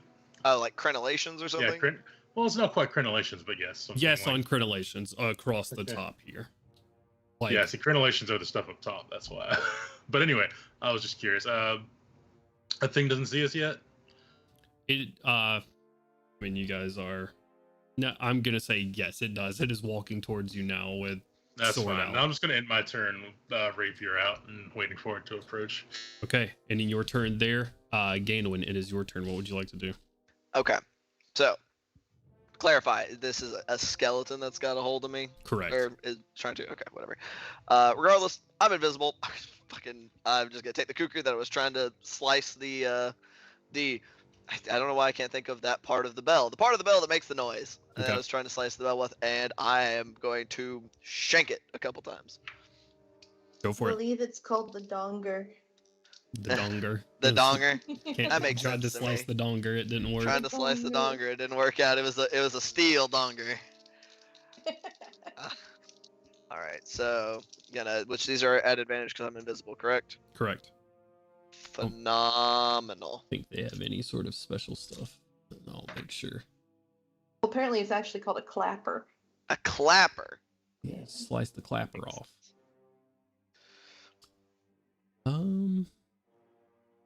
Nope. Okay, 30-20 to hit. 30-20 hits. Phenomenal. 1 for 12 points of magical piercing. Okay. And then 26 to hit Hits. or 3, 6, 14 points of magical piercing. 2 quick swipes at this thing. Crumples to a pile of bones at your feet. Okay. And did you say there were other skeletons that were also looking this way? Yes. How There far are they from me? You have 3 in Presumably total now. 40 feet.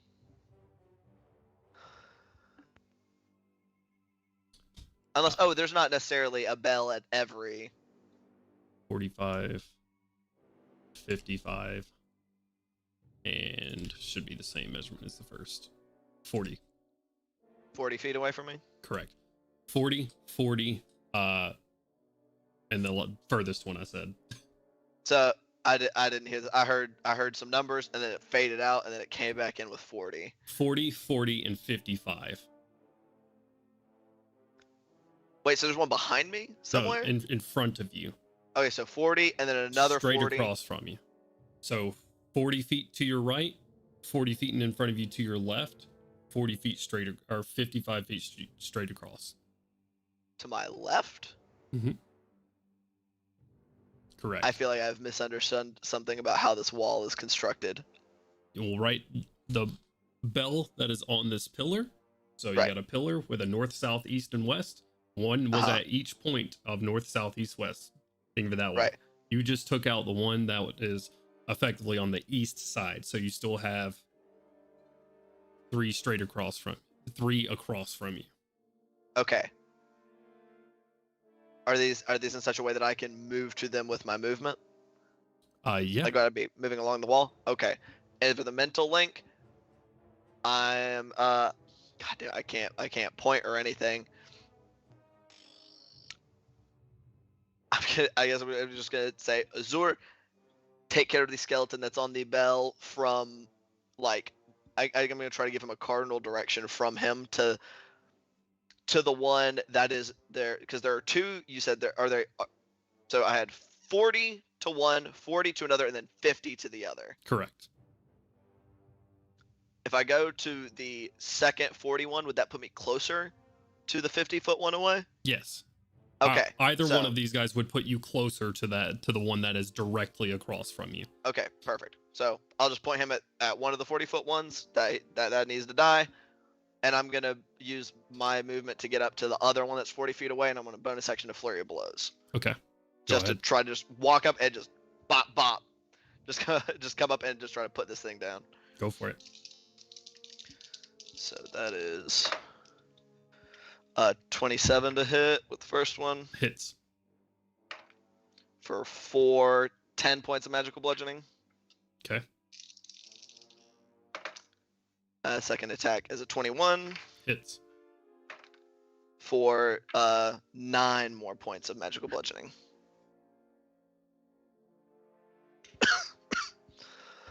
Is it? Yeah.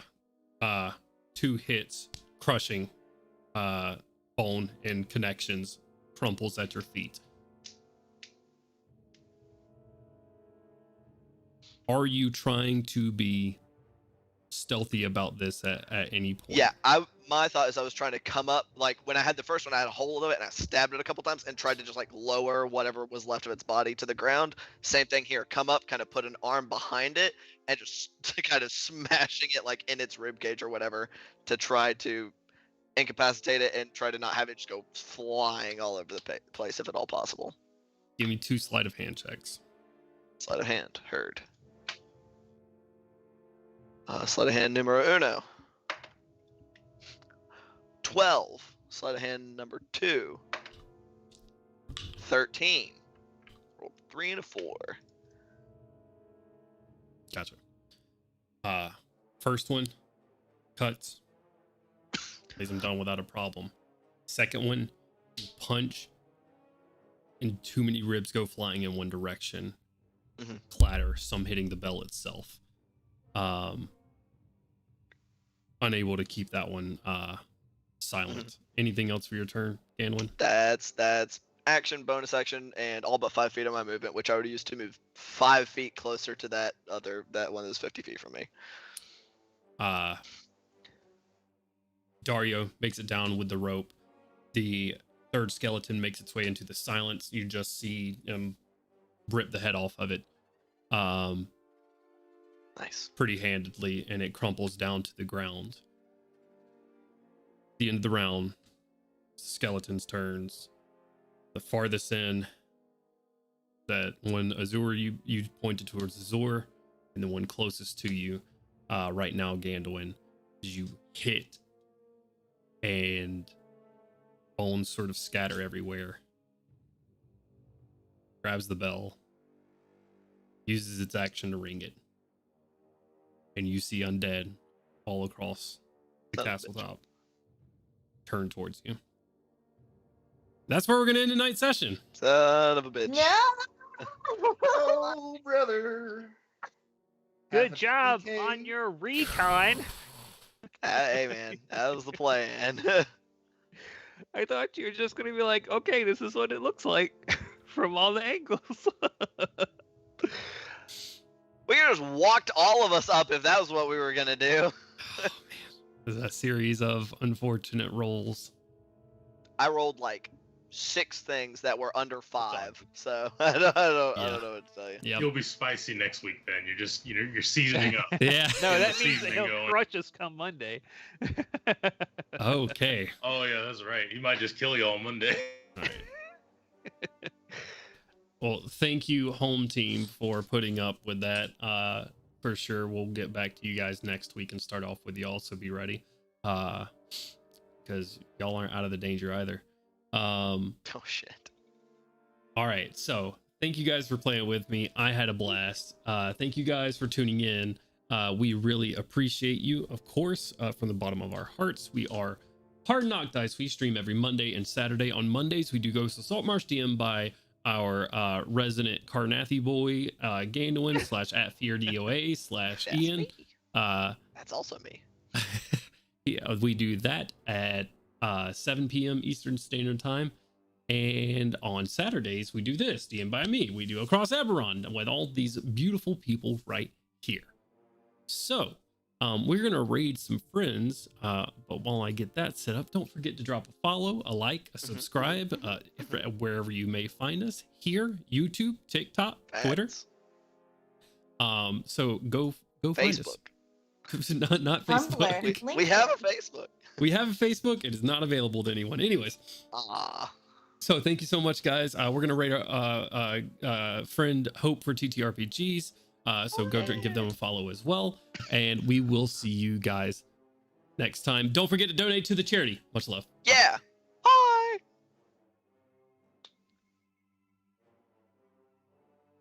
Oh boy. Oh boy. Oh boy, indeed. I mean, his